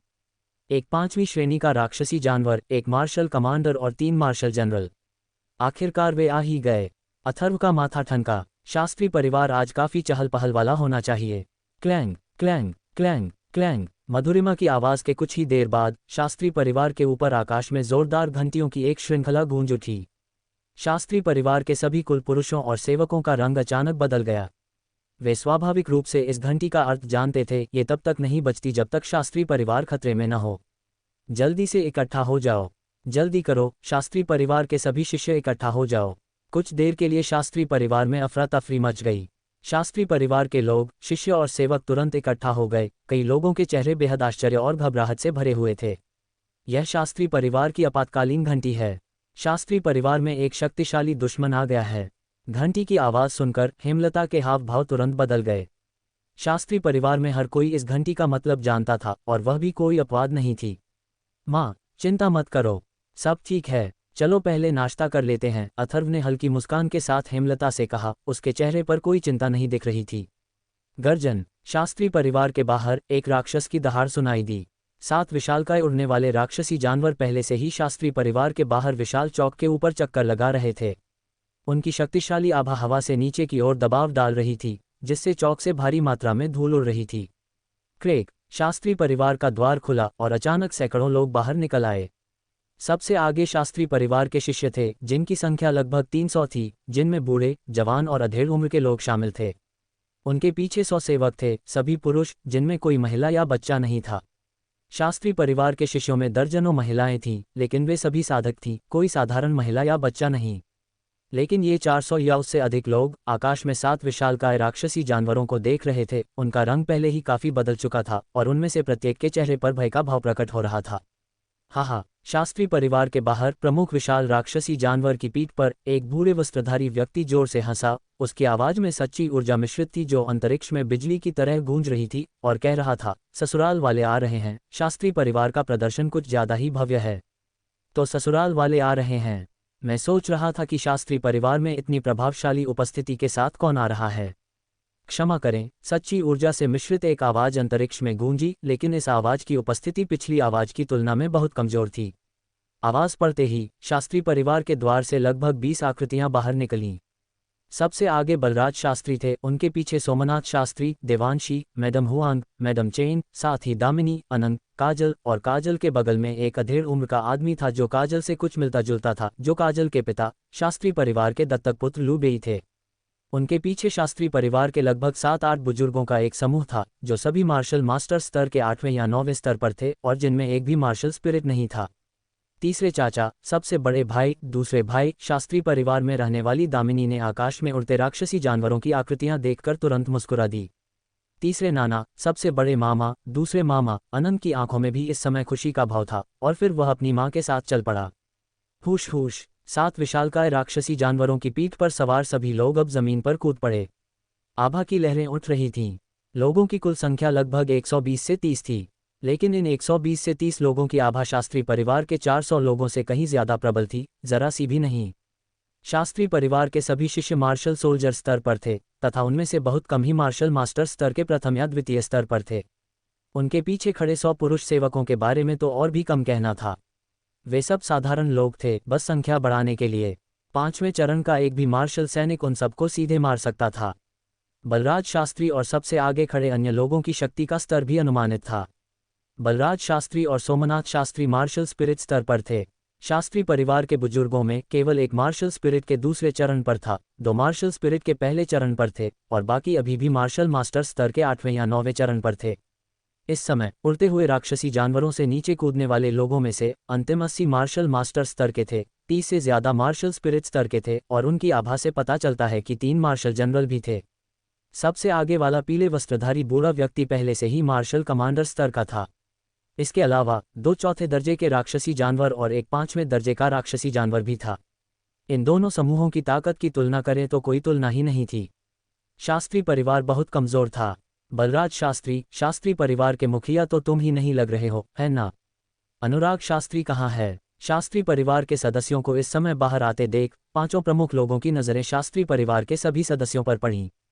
एक धूसर वस्त्रधारी व्यक्ति ने कहा, माँ, धीरे चलो। तभी शास्त्री परिवार के दरवाजे के अंदर से कई आकृतियां धीरे धीरे बाहर निकलीं। फिर सैकड़ों लोगों की निगाहों के सामने एक पुरुष और एक महिला ने एक खूबसूरत अधेड़ उम्र की महिला को बाहर निकलने में मदद की। उसके पीछे एक नौकर आया जो शास्त्री परिवार के प्रबंधक जैसा दिख रहा था। अजीब बात यह थी कि प्रबंधक जैसा दिखने वाला यह नौकर अपने कंधों पर पीठ वाली 4 कुर्सियां उठाए हुए था जो उसे पूरी तरह से घेरे हुए थीं। पुरुष और स्त्री, पुरुष में राक्षसी आकर्षण की झलक थी। उसके कंधों पर एक पीला सांप जैसा राक्षसी जानवर और एक सफेद चूहा जैसा राक्षसी जानवर था जो अजीब और अनोखा लग रहा था। उस औरत का खूबसूरत चेहरा घमंड से भरा हुआ था, और अधेड़ उम्र की खूबसूरत औरत अपनी बाहों में एक छोटा सा नीला खरगोश लिए हुए थी जो लगभग हथेली के आकार का था और बेहद शालीन लग रहा था।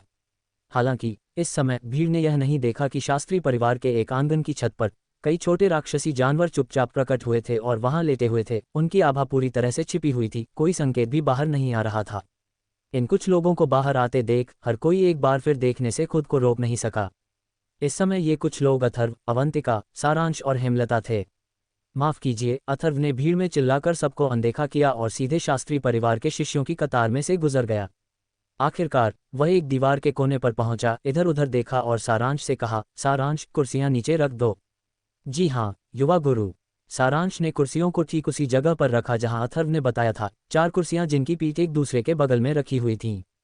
माँ, कृपया बैठिए, हम शो देखेंगे, अथर्व ने हेमलता से मुस्कुराते हुए कहा। फिर हेमलता को पीठ के बल बीच वाली कुर्सी पर बैठने में मदद की। इस समय हेमलता ने मना नहीं किया क्योंकि वह आकाश में 7 विशालकाय राक्षसी जानवरों को देखकर स्तब्ध रह गई थी। उसने पहले कभी इतने विशालकाय राक्षसी जानवर नहीं देखे थे और वह तुरंत आश्चर्यचकित होकर विचारों में खो गई। युन होंगलिंग सीधे हेमलता के बगल में बैठ गए और आसपास के लोगों ने उन्हें दूसरी नज़र से भी नहीं देखा। देवांशी, आओ और शो देखो। अथर्व स्थिर खड़ा रहा, उसकी नज़र तेजी से पूरे दृश्य पर घूम गई। आखिरकार बलराज शास्त्री और मैडम हुआन के बगल में खड़े देवांशी से बात करते हुए उसकी भौहें तन गईं और एक हल्की सी मुस्कान दिखाई दी।